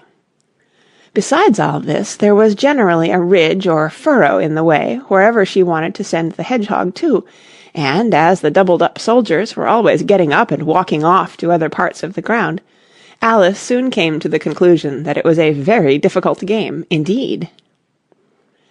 The players all played at once without waiting for turns, quarrelling all the while, and fighting for the hedgehogs, and in a very short time the Queen was in a furious passion, and went stamping about, and shouting, "Off with his head!" or "Off with her head!" about once a minute. Alice began to feel very uneasy. To be sure, she had not as yet had any dispute with the Queen, but she knew that it might happen any minute. "And then," thought she, "what would become of me? They're dreadfully fond of beheading people here. The great wonder is that there's any one left alive." She was looking about for some way of escape, and wondering whether she could get away without being seen, when she noticed a curious appearance in the air. It puzzled her very much at first, but after watching it a minute or two, she made it out to be a grin, and she said to herself, "It's the Cheshire Cat. Now I shall have somebody to talk to." "How are you getting on?" said the cat, as soon as there was mouth enough for it to speak with. Alice waited till the eyes appeared, and then nodded. "It's no use speaking to it," she thought, "till its ears have come, or at least one of them." In another minute the whole head appeared, and then Alice put down her flamingo, and began an account of the game, feeling very glad she had someone to listen to her. The cat seemed to think that there was enough of it now in sight, and no more of it appeared. "I don't think they play at all fairly," Alice began, in rather a complaining tone, "and they all quarrel so dreadfully one can't hear oneself speak, and they don't seem to have any rules in particular, at least, if there are, nobody attends to them, and you've no idea how confusing it is, all the things being alive. For instance, there's the arch I've got to go through next, walking about at the other end of the ground, and I should have croqueted the Queen's hedgehog just now, only it ran away when it saw mine coming." "How do you like the Queen?" said the cat, in a low voice. "Not at all," said Alice. "She's so extremely—" Just then she noticed that the Queen was close behind her, listening, so she went on, "likely to win, that it's hardly worth while finishing the game." The Queen smiled and passed on. "Who are you talking to?" said the King, going up to Alice, and looking at the cat's head with great curiosity. "It's a friend of mine, a Cheshire Cat," said Alice. "Allow me to introduce it." "I don't like the look of it at all," said the King. "However, it may kiss my hand if it likes." "I'd rather not," the cat remarked. "Don't be impertinent," said the King, "and don't look at me like that." He got behind Alice as he spoke. "A cat may look at a king," said Alice. "I've read that in some book, but I don't remember where." "Well, it must be removed," said the King very decidedly, and he called the Queen, who was passing at the moment. "My dear, I wish you would have this cat removed." The Queen had only one way of settling all difficulties, great or small. "Off with his head," she said, without even looking round. "I'll fetch the executioner myself," said the King eagerly, and he hurried off. Alice thought she might as well go back and see how the game was going on, as she heard the Queen's voice in the distance, screaming with passion. She had already heard her sentence 3 of the players to be executed for having missed their turns, and she did not like the look of things at all, as the game was in such confusion that she never knew whether it was her turn or not. So she went in search of her hedgehog. The hedgehog was engaged in a fight with another hedgehog, which seemed to Alice an excellent opportunity for croqueting one of them with the other. The only difficulty was that her flamingo was gone across to the other side of the garden, where Alice could see it trying in a helpless sort of way to fly up into a tree. By the time she had caught the flamingo and brought it back, the fight was over, and both the hedgehogs were out of sight. "But it doesn't matter much," thought Alice, "as all the arches are gone from this side of the ground." So she tucked it away under her arm, that it might not escape again, and went back for a little more conversation with her friend. When she got back to the Cheshire Cat, she was surprised to find quite a large crowd collected round it. There was a dispute going on between the executioner, the King, and the Queen, who were all talking at once, while all the rest were quite silent, and looked very uncomfortable. The moment Alice appeared, she was appealed to by all three to settle the question, and they repeated their arguments to her, though, as they all spoke at once, she found it very hard indeed to make out exactly what they said. The executioner's argument was that you couldn't cut off a head unless there was a body to cut it off from, that he had never had to do such a thing before, and he wasn't going to begin at his time of life. The king's argument was that anything that had a head could be beheaded, and that you weren't to talk nonsense. The queen's argument was that if something wasn't done about it in less than no time, she'd have everybody executed all round. It was this last remark that had made the whole party look so grave and anxious. Alice could think of nothing else to say but, "It belongs to the Duchess. You'd better ask her about it." "She's in prison," the Queen said to the executioner. "Fetch her here." And the executioner went off like an arrow. The cat's head began fading away the moment he was gone, and, by the time he had come back with the Duchess, it had entirely disappeared, so the king and the executioner ran wildly up and down looking for it, while the rest of the party went back to the game.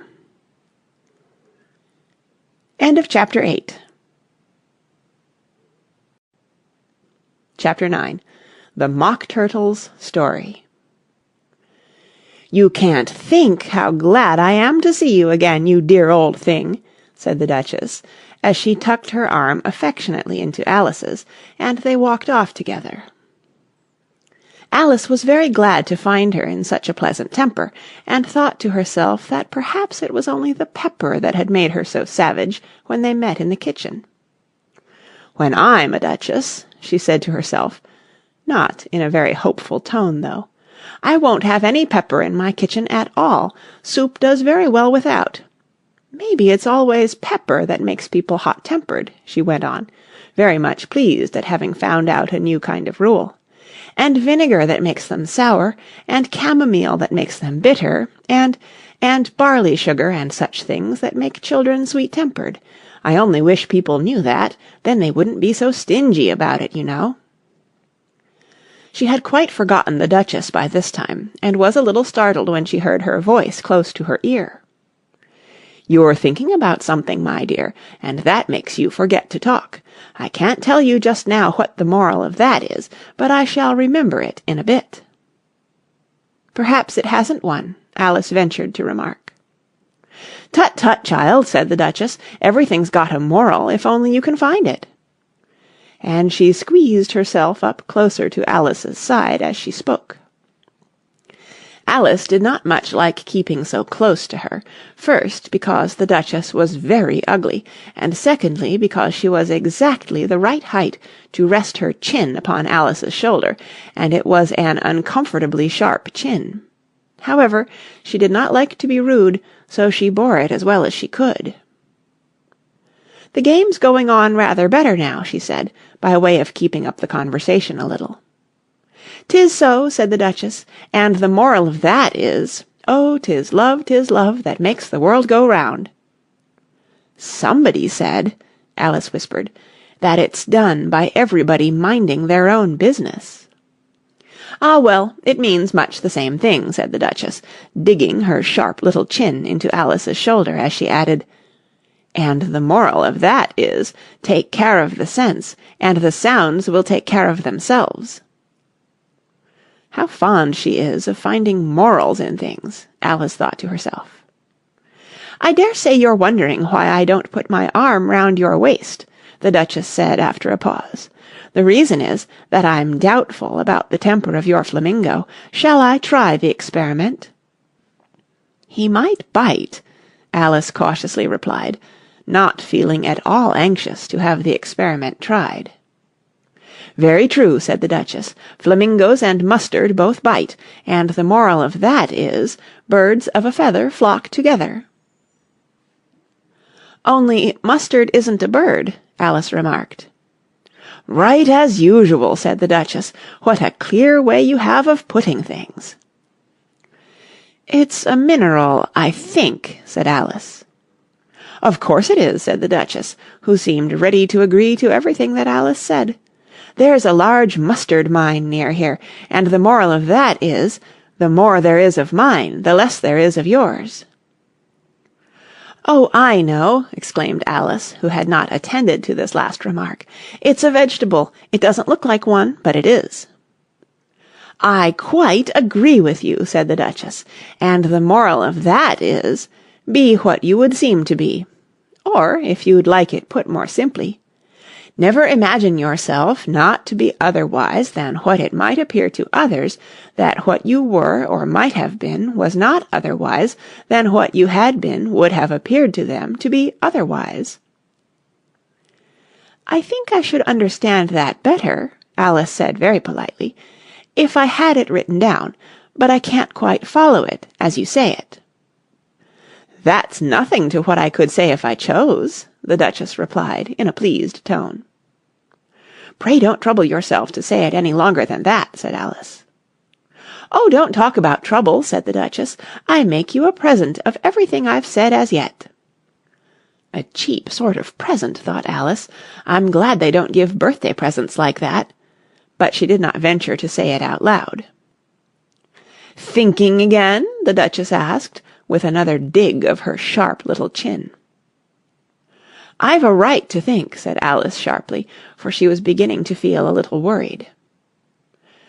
"Just about as much right," said the Duchess, "as pigs have to fly, and the But here, to Alice's great surprise, the Duchess's voice died away, even in the middle of her favourite word, moral, and the arm that was linked into hers began to tremble. Alice looked up, and there stood the Queen in front of them, with her arms folded, frowning like a thunderstorm. "A fine day, your Majesty," the Duchess began in a low, weak voice. "Now I give you fair warning," shouted the Queen, stamping on the ground as she spoke. "Either you or your head must be off, and that in about half no time. Take your choice." The Duchess took her choice, and was gone in a moment. "Let's go on with the game," the Queen said to Alice, and Alice was too much frightened to say a word, but slowly followed her back to the croquet ground. The other guests had taken advantage of the Queen's absence, and were resting in the shade. However, the moment they saw her, they hurried back to the game, the Queen merely remarking that a moment's delay would cost them their lives. All the time they were playing, the Queen never left off quarrelling with the other players, and shouting, "Off with his head!" or "Off with her head!"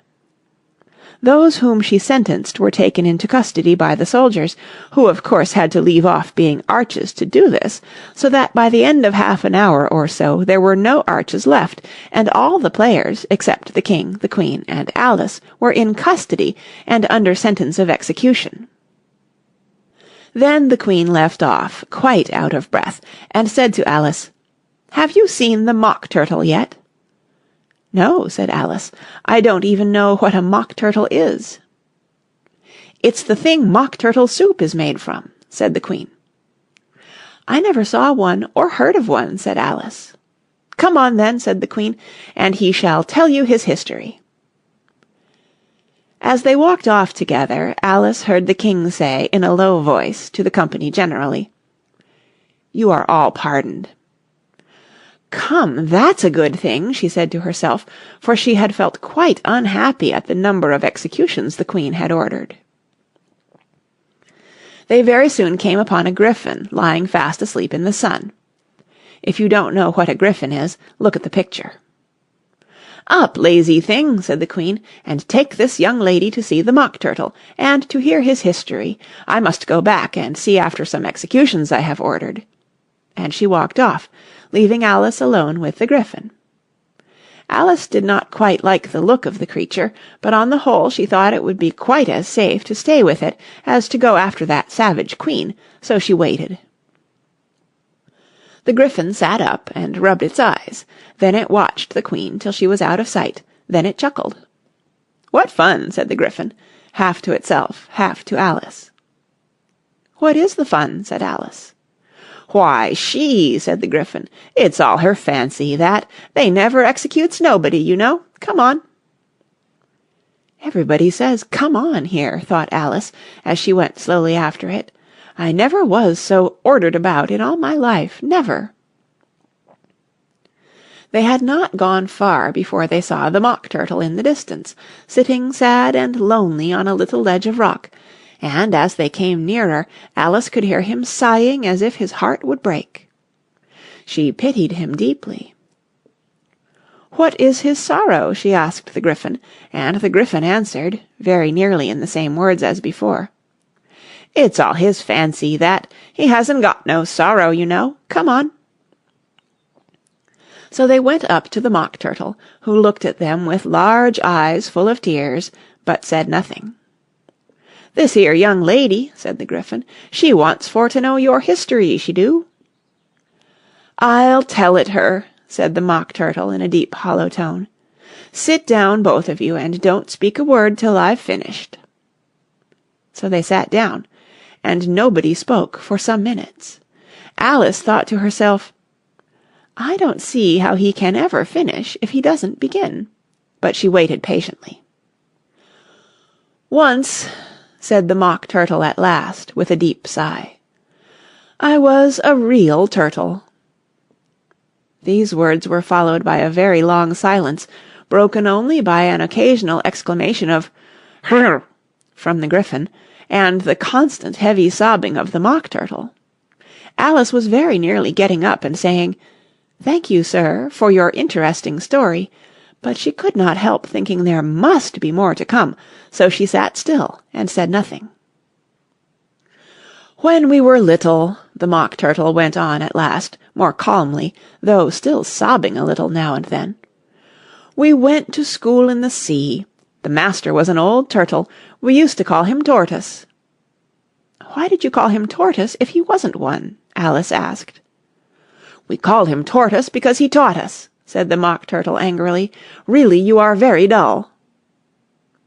"You ought to be ashamed of yourself for asking such a simple question," added the Gryphon, and then they both sat silent and looked at poor Alice, who felt ready to sink into the earth. At last the Gryphon said to the Mock Turtle, "Drive on, old fellow, don't be all day about it," and he went on in these words. "Yes, we went to school in the sea, though you mayn't believe it." "I never said I didn't," interrupted Alice. "You did," said the Mock Turtle. "Hold your tongue," added the Gryphon, before Alice could speak again. The Mock Turtle went on. "We had the best of educations. In fact, we went to school every day." "I've been to a day school too," said Alice. "You needn't be so proud as all that." "With extras?" asked the Mock Turtle a little anxiously. "Yes," said Alice. "We learned French and music." "And washing?" said the Mock Turtle. "Certainly not," said Alice indignantly. "Ah, then yours wasn't a really good school," said the Mock Turtle in a tone of great relief.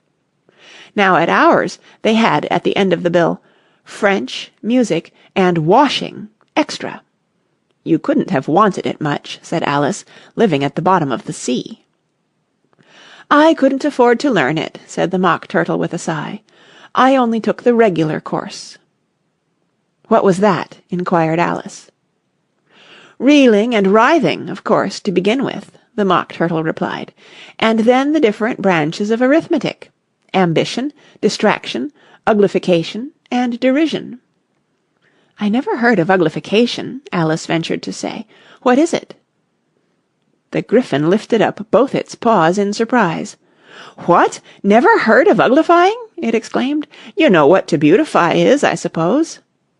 "Yes," said Alice doubtfully. "It means to make anything prettier." "Well then," the Gryphon went on, "if you don't know what to uglify is, you are a simpleton." Alice did not feel encouraged to ask any more questions about it, so she turned to the Mock Turtle and said, "What else had you to learn?"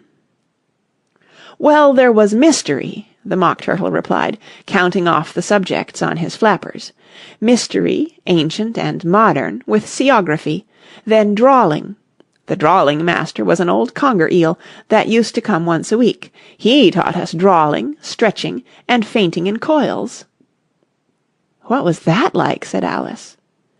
"Well, I can't show it you myself," the Mock Turtle said. "I'm too stiff, and the Gryphon never learnt it."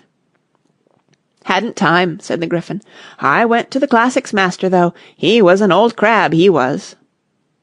"I never went to him," the Mock Turtle said with a sigh. "He taught laughing and grief, they used to say." "So he did, said the Gryphon, sighing in his turn, and both creatures hid their faces in their paws. "And how many hours a day did you do lessons?" said Alice, in a hurry to change the subject. 10 hours the first day," said the Mock Turtle, 9 the next, and so on. "What a curious plan!" exclaimed Alice. "That's the reason they're called lessons," the Gryphon remarked, "because they lessen from day to day." This was quite a new idea to Alice, and she thought it over a little before she made her next remark. "Then the 11th day must have been a holiday." "Of course it was," said the Mock Turtle. "And how did you manage on the 12th?" Alice went on eagerly. "That's enough about lessons," the Gryphon interrupted in a very decided tone. "Tell her something about the games now." End of chapter 9. Chapter 10. The Lobster Quadrille. The Mock Turtle sighed deeply and drew the back of one flapper across his eyes. He looked at Alice and tried to speak, but for a minute or two sobs choked his voice. "Same as if he had a bone in his throat," said the Gryphon, and it set to work shaking him and punching him in the back. At last the Mock Turtle recovered his voice, and, with tears running down his cheeks, he went on again. "You may not have lived much under the sea." "I haven't," said Alice. "And perhaps you were never even introduced to a lobster." Alice began to say, "I once tasted," but checked herself hastily and said, "No, never." "So you can have no idea what a delightful thing a lobster quadrille is." "No, indeed," said Alice. "What sort of a dance is it?" "Why," said the Gryphon, "you first form into a line along the seashore." "2 lines!" cried the Mock Turtle. "Seals, turtles, salmon, and so on. Then, when you've cleared all the jellyfish out of the way—" "That generally takes some time," interrupted the Gryphon. "You advance twice—" "Each with a lobster as a partner," cried the Gryphon. "Of course," the Mock Turtle said.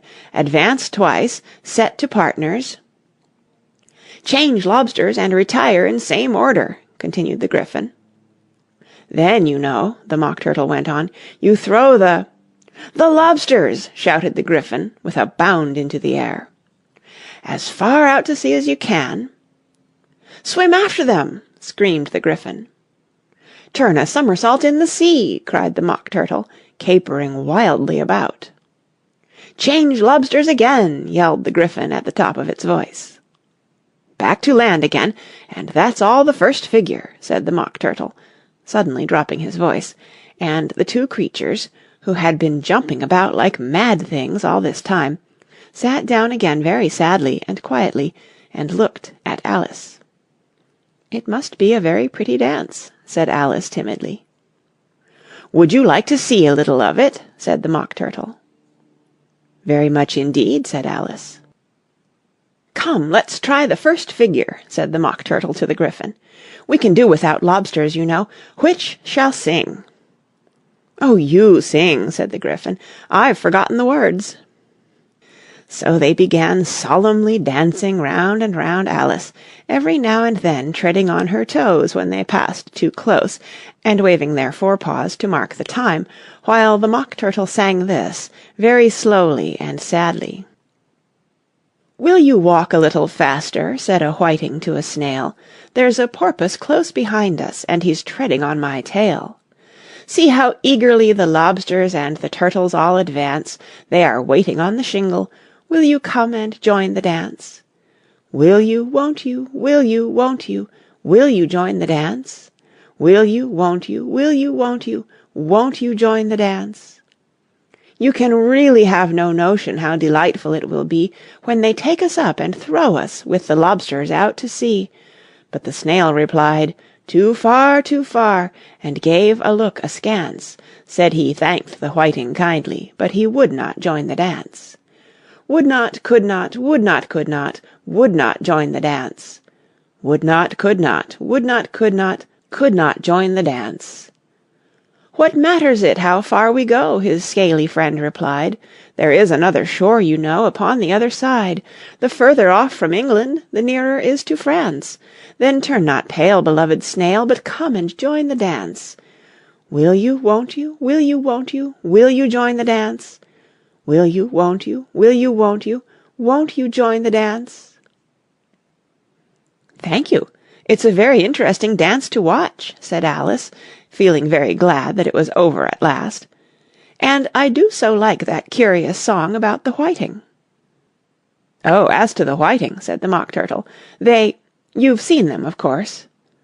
"Yes," said Alice, "I've often seen them at She checked herself hastily.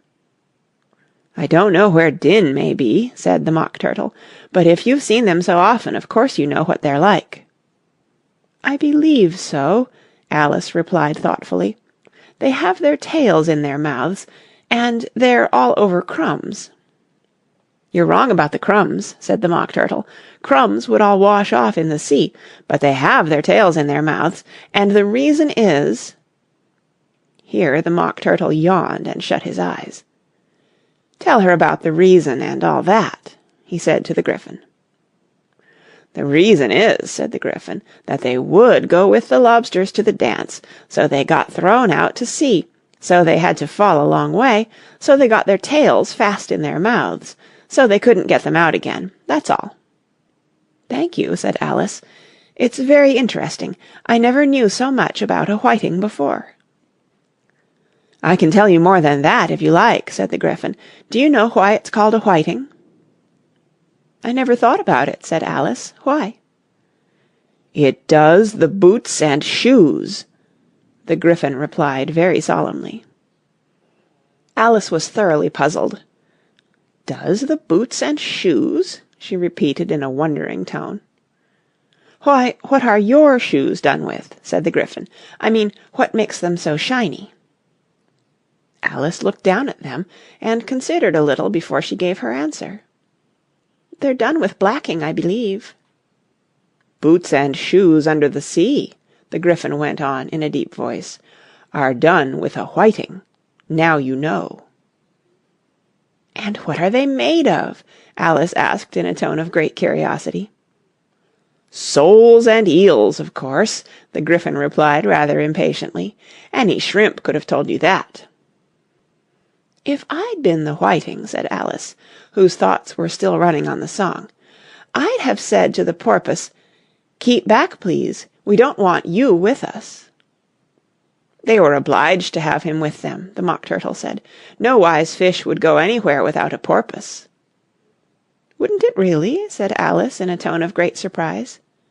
"Of course not," said the Mock Turtle. "Why, if a fish came to me and told me he was going on a journey, I should say, 'With what porpoise?'" "Don't you mean purpose?" said Alice. "I mean what I say," the Mock Turtle replied in an offended tone. And the Gryphon added, "Come, let's hear some of your adventures." "I could tell you my adventures beginning from this morning," said Alice a little timidly, "but it's no use going back to yesterday, because I was a different person then." "Explain all that," said the Mock Turtle. No, the adventures first," said the Gryphon in an impatient tone. "Explanations take such a dreadful time." So Alice began telling them her adventures from the time when she first saw the White Rabbit. She was a little nervous about it just at first, the two creatures got so close to her, one on each side, and opened their eyes and mouths so very wide, but she gained courage as she went on. Her listeners were perfectly quiet till she got to the part about her repeating, "You are old, Father William," to the caterpillar, and the words all coming different, and then the Mock Turtle drew a long breath and said, "That's very curious." "It's all about as curious as it can be," said the Gryphon. "It all came different," the Mock Turtle repeated thoughtfully. "I should like to hear her try and repeat something now. Tell her to begin." He looked at the Gryphon as if he thought it had some kind of authority over Alice. "Stand up and repeat, ''Tis the voice of the sluggard,'" said the Gryphon. "How the creatures order one about, and make one repeat lessons," thought Alice. "I might as well be at school at once." However, she got up and began to repeat it, but her head was so full of the lobster quadrille that she hardly knew what she was saying, and the words came very queer indeed. "'Tis the voice of the lobster, I heard him declare, You have baked me too brown, I must sugar my hair. As a duck with its eyelids, so he with his nose Trims his belt and his buttons, and turns out his toes. When the sands are all dry, he is gay as a lark, And will talk in contemptuous tones of the shark, But when the tide rises and sharks are around, His voice has a timid and tremulous sound." "That's different from what I used to say when I was a child," said the Gryphon. "Well, I never heard it before," said the Mock Turtle, "but it sounds uncommon nonsense." Alice said nothing. She had sat down with her face in her hands, wondering if anything would ever happen in a natural way again. "I should like to have it explained," said the Mock Turtle. "She can't explain it," said the Gryphon hastily. "Go on with the next verse."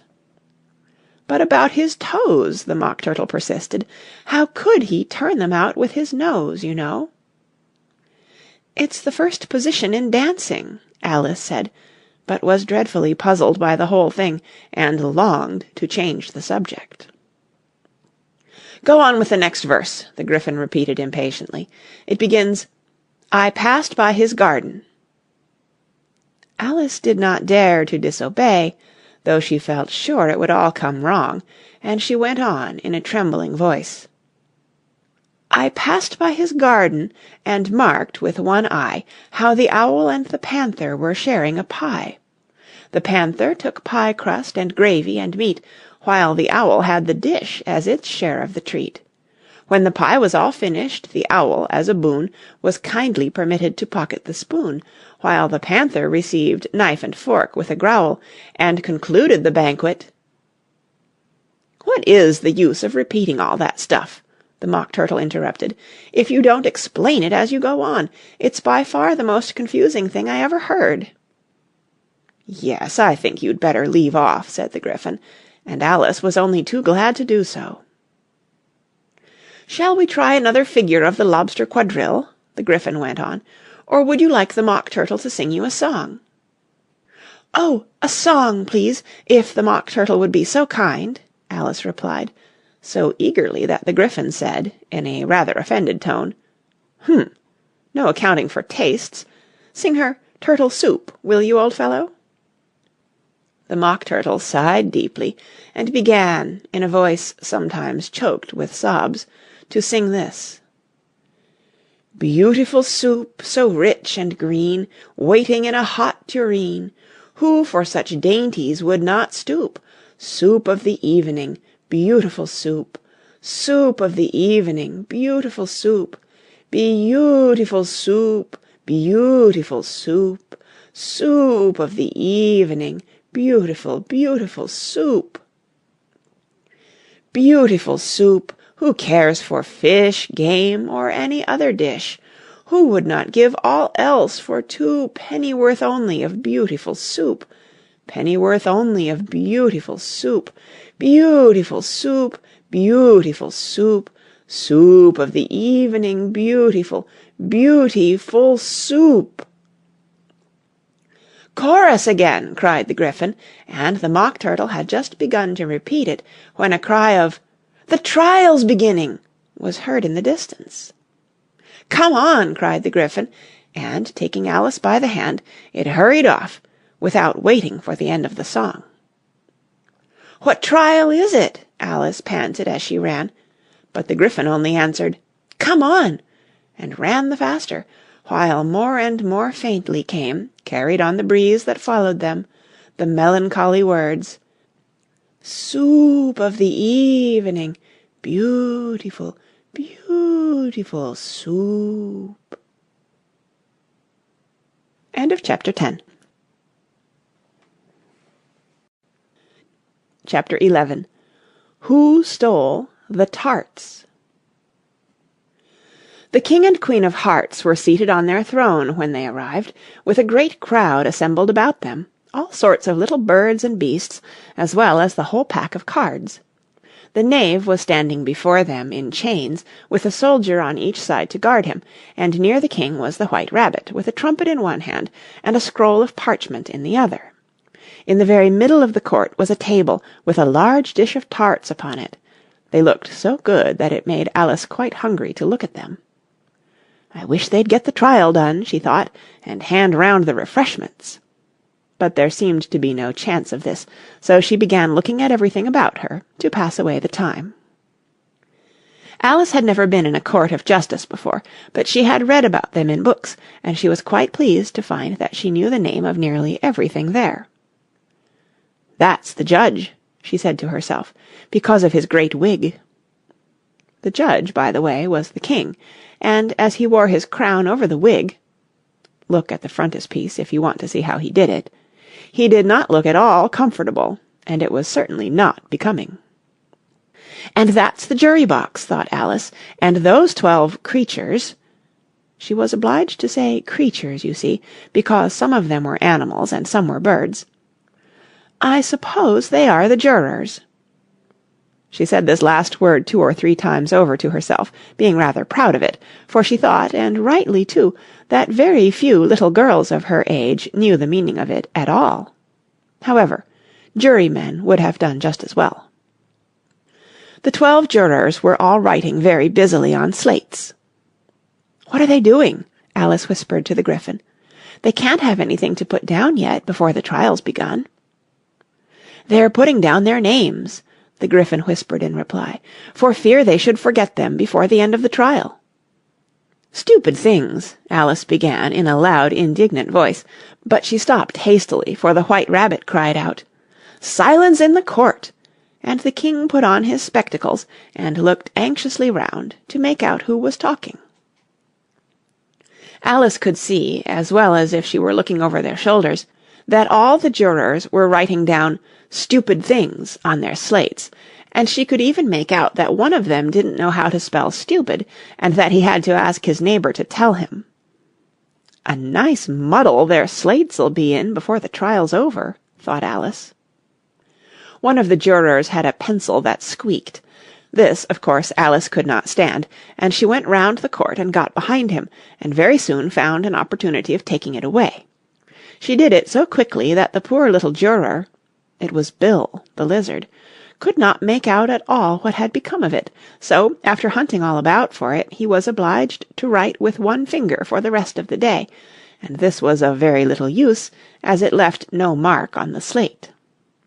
"Herald, read the accusation," said the king.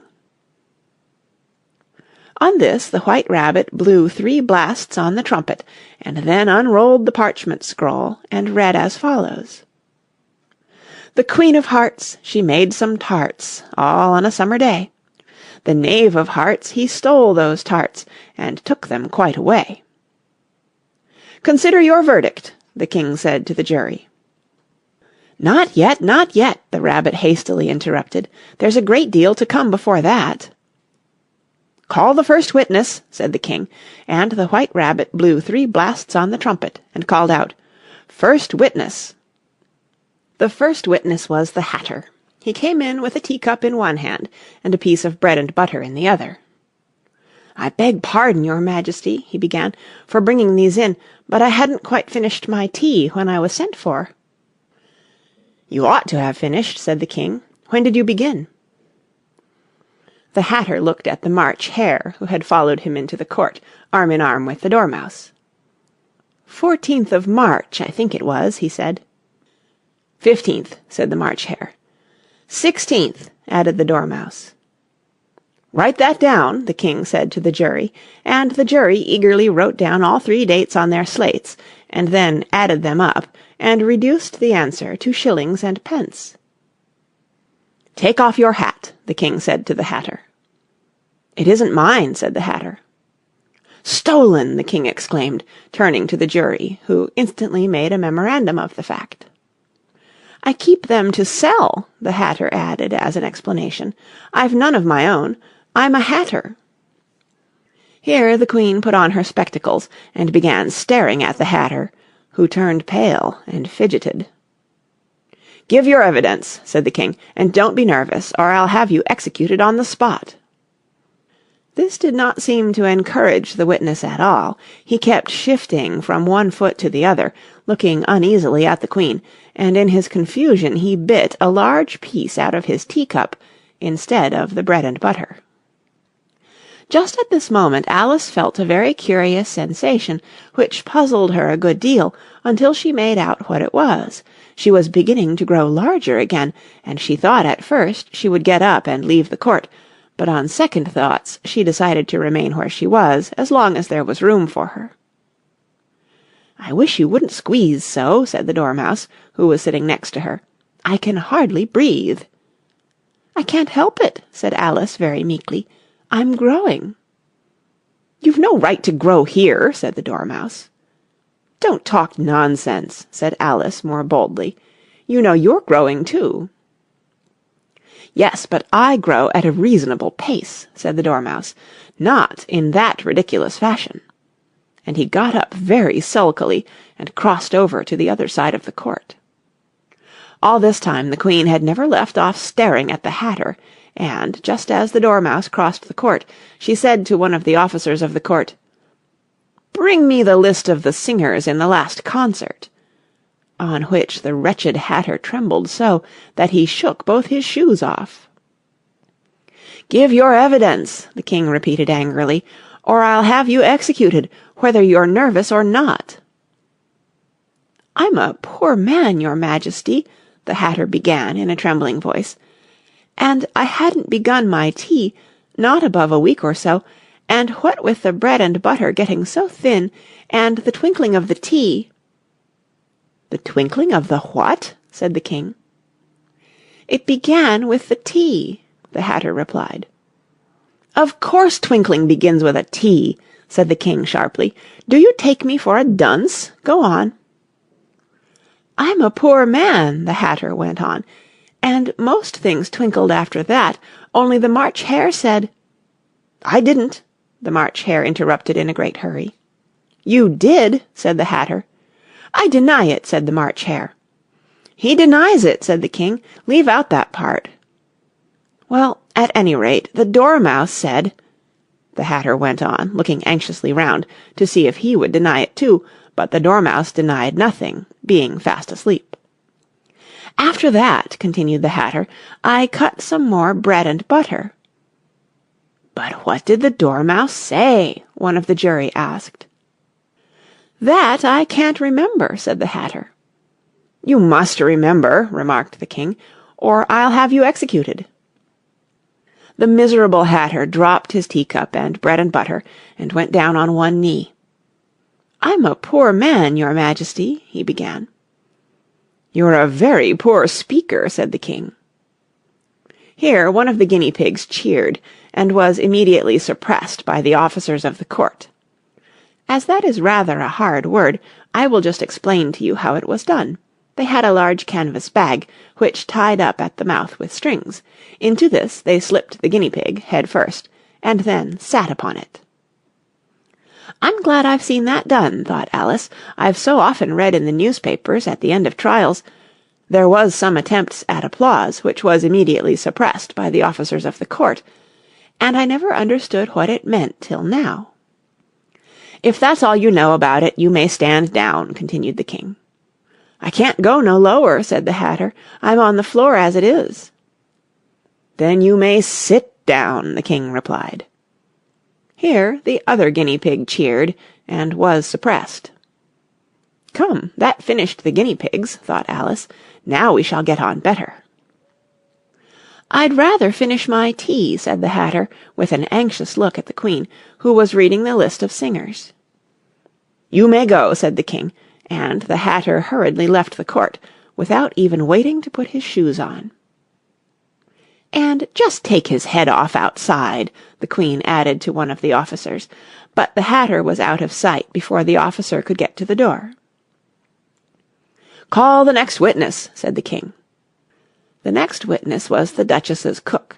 She carried the pepper-box in her hand, and Alice guessed who it was, even before she got into the court, by the way the people near the door began sneezing all at once. "Give your evidence," said the King. "Shan't," said the cook. The King looked anxiously at the White Rabbit, who said in a low voice, "Your Majesty must cross-examine this witness." "Well, if I must, I must," the King said, with a melancholy air, and, after folding his arms and frowning at the cook till his eyes were nearly out of sight, he said in a deep voice, "What are tarts made of?" "Pepper, mostly," said the cook. "Treacle," said a sleepy voice behind her. "Collar that dormouse!" the Queen shrieked out. "Behead that dormouse! Turn that dormouse out of court! Suppress him! Pinch him! Off with his whiskers!" For some minutes the whole court was in confusion, getting the dormouse turned out, and by the time they had settled down again the cook had disappeared. "Never mind," said the King, with an air of great relief. "Call the next witness." And he added in an undertone to the Queen, "Really, my dear, you must cross-examine the next witness. It quite makes my forehead ache." Alice watched the White Rabbit as he fumbled over the list, feeling very curious to see what the next witness would be like. "For they haven't got much evidence yet," she said to herself. Imagine her surprise when the White Rabbit read out at the top of his shrill little voice the name Alice. End of chapter 11.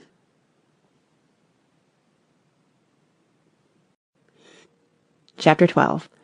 Alice's Evidence. "Here!" cried Alice, quite forgetting in the flurry of the moment how large she had grown in the last few minutes, and she jumped up in such a hurry that she tipped over the jury box with the edge of her skirt, upsetting all the jurymen on to the heads of the crowd below, and there they lay sprawling about, reminding her very much of a globe of goldfish she had accidentally upset the week before. "Oh, I beg your pardon!" she exclaimed in a tone of great dismay, and began picking them up again as quickly as she could, for the accident of the goldfish kept running in her head, and she had a vague sort of idea that they must be collected at once and put back into the jury box, or they would die.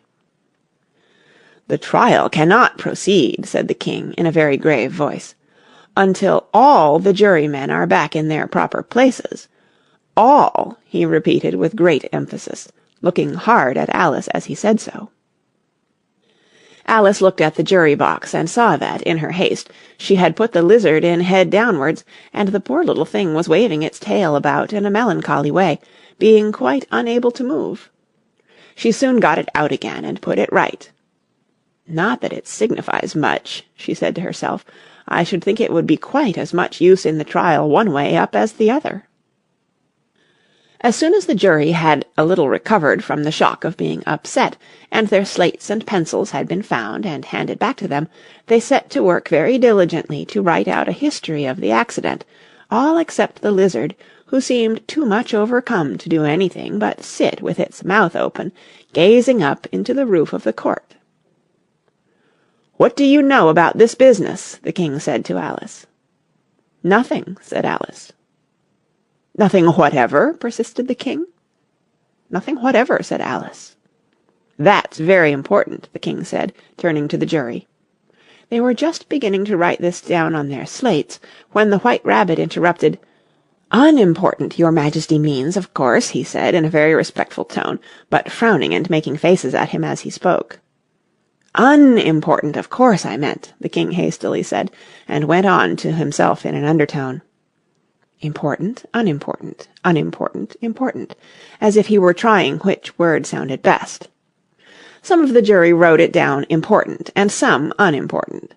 Alice could see this, as she was near enough to look over their slates. "But it doesn't matter a bit," she thought to herself.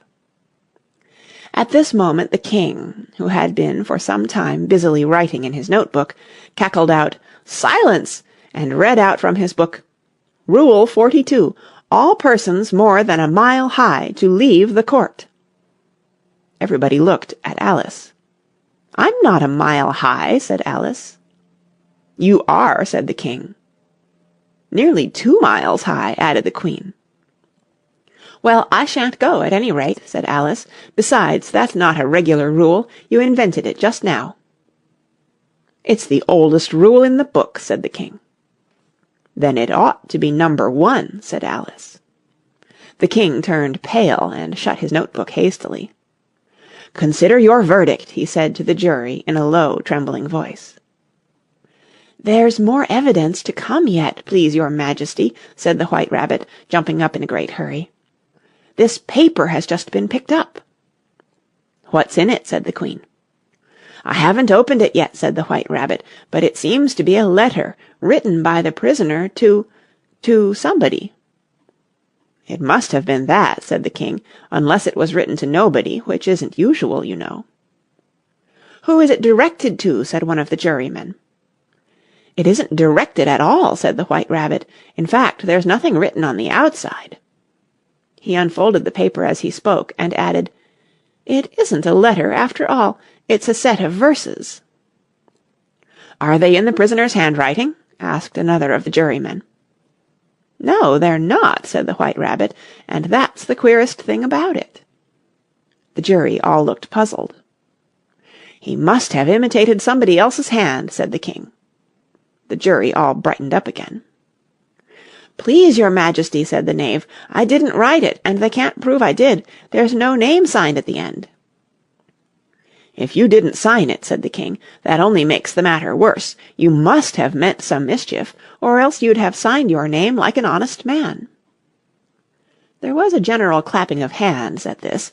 It was the first really clever thing the king had said that day. "That proves his guilt," said the queen. "It proves nothing of the sort," said Alice.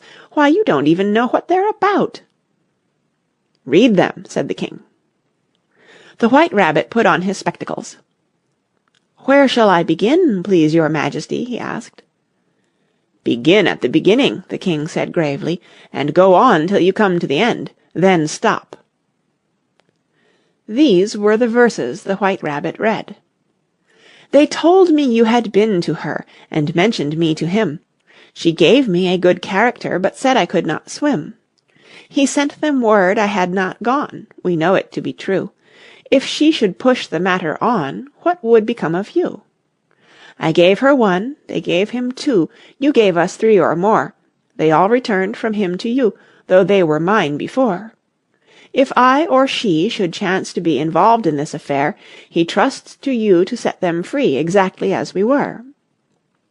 My notion was that you had been, before she had this fit, an obstacle that came between him and ourselves and it. Don't let him know she liked them best, for this must ever be a secret, kept from all the rest, between yourself and me." "That's the most important piece of evidence we've heard yet," said the king, rubbing his hands. "So now let the jury—" "If any one of them can explain it," said Alice. She had grown so large in the last few minutes that she wasn't a bit afraid of interrupting him. "I'll give him 6pence. I don't believe there's an atom of meaning in it."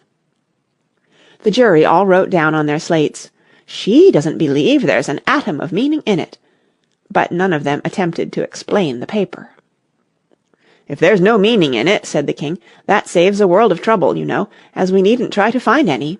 And yet I don't know," he went on, spreading out the verses on his knee and looking at them with one eye. "I seem to see some meaning in them, after all. Said I could not swim.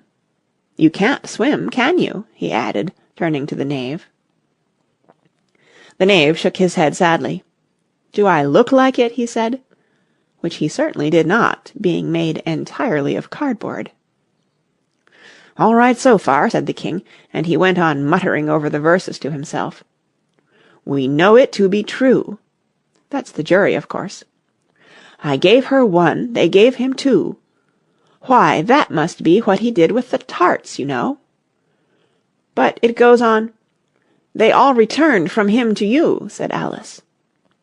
"Why, there they are," said the king triumphantly, pointing to the tarts on the table. "Nothing can be clearer than that. Then again, before she had this fit—" "You never had fits, my dear, I think," he said to the queen. "Never!" said the queen furiously, throwing an inkstand at the lizard as she spoke. The unfortunate little Bill had left off writing on his slate with one finger, as he found it made no mark, but now he hastily began again, using the ink that was trickling down his face, as long as it lasted. "Then the words don't fit you," said the king, looking round the court with a smile. There was a dead silence. "It's a pun," the king added in an offended tone, and everybody laughed. "Let the jury consider their verdict," the king said, for about the 20th time that day. "No, no," said the queen. "Sentence first, verdict afterwards." "Stuff and nonsense," said Alice loudly. "The idea of having the sentence first." "Hold your tongue," said the queen, turning purple. "I won't," said Alice. "Off with her head," the queen shouted at the top of her voice. Nobody moved. "Who cares for you?" said Alice. She had grown to her full size by this time. "You're nothing but a pack of cards." At this the whole pack rose up into the air and came flying down upon her. She gave a little scream, half of fright and half of anger, and tried to beat them off, and found herself lying on the bank with her head in the lap of her sister, who was gently brushing away some dead leaves that had fluttered down from the trees upon her face. "Wake up, Alice dear," said her sister. "Why, what a long sleep you've had."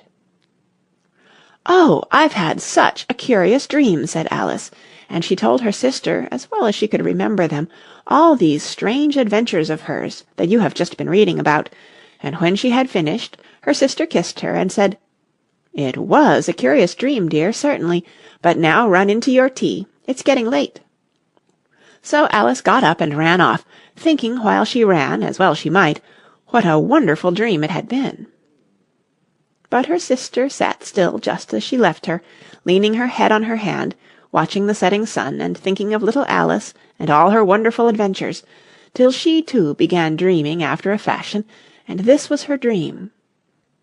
First she dreamed of little Alice herself, and once again the tiny hands were clasped upon her knee, and the bright, eager eyes were looking up into hers.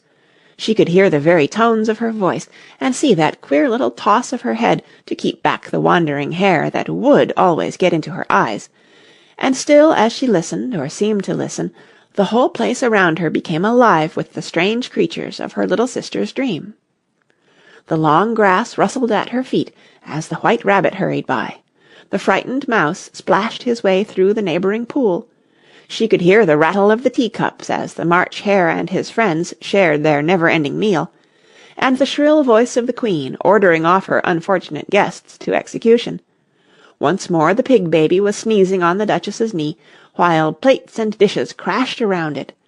Once more the shriek of the griffin, the squeaking of the lizard's slate pencil, and the choking of the suppressed guinea pigs filled the air, mixed up with the distant sobs of the miserable mock turtle.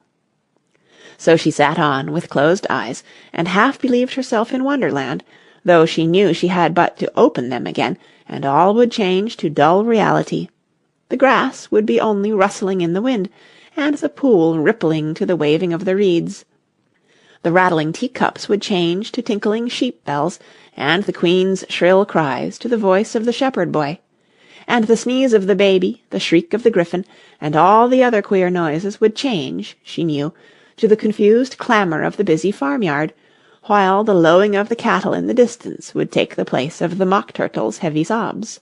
Lastly, she pictured to herself how this same little sister of hers would, in the aftertime, be herself a grown woman, and how she would keep, through all her riper years, the simple and loving heart of her childhood, and how she would gather about her other little children, and make their eyes bright and eager with many a strange tale, perhaps even with the dream of Wonderland of long ago, and how she would feel with all their simple sorrows, and find a pleasure in all their simple joys, remembering her own child life and the happy summer days. The End. That's the end of Alice's Adventures in Wonderland by Lewis Carroll. Read by Kara Schallenberg.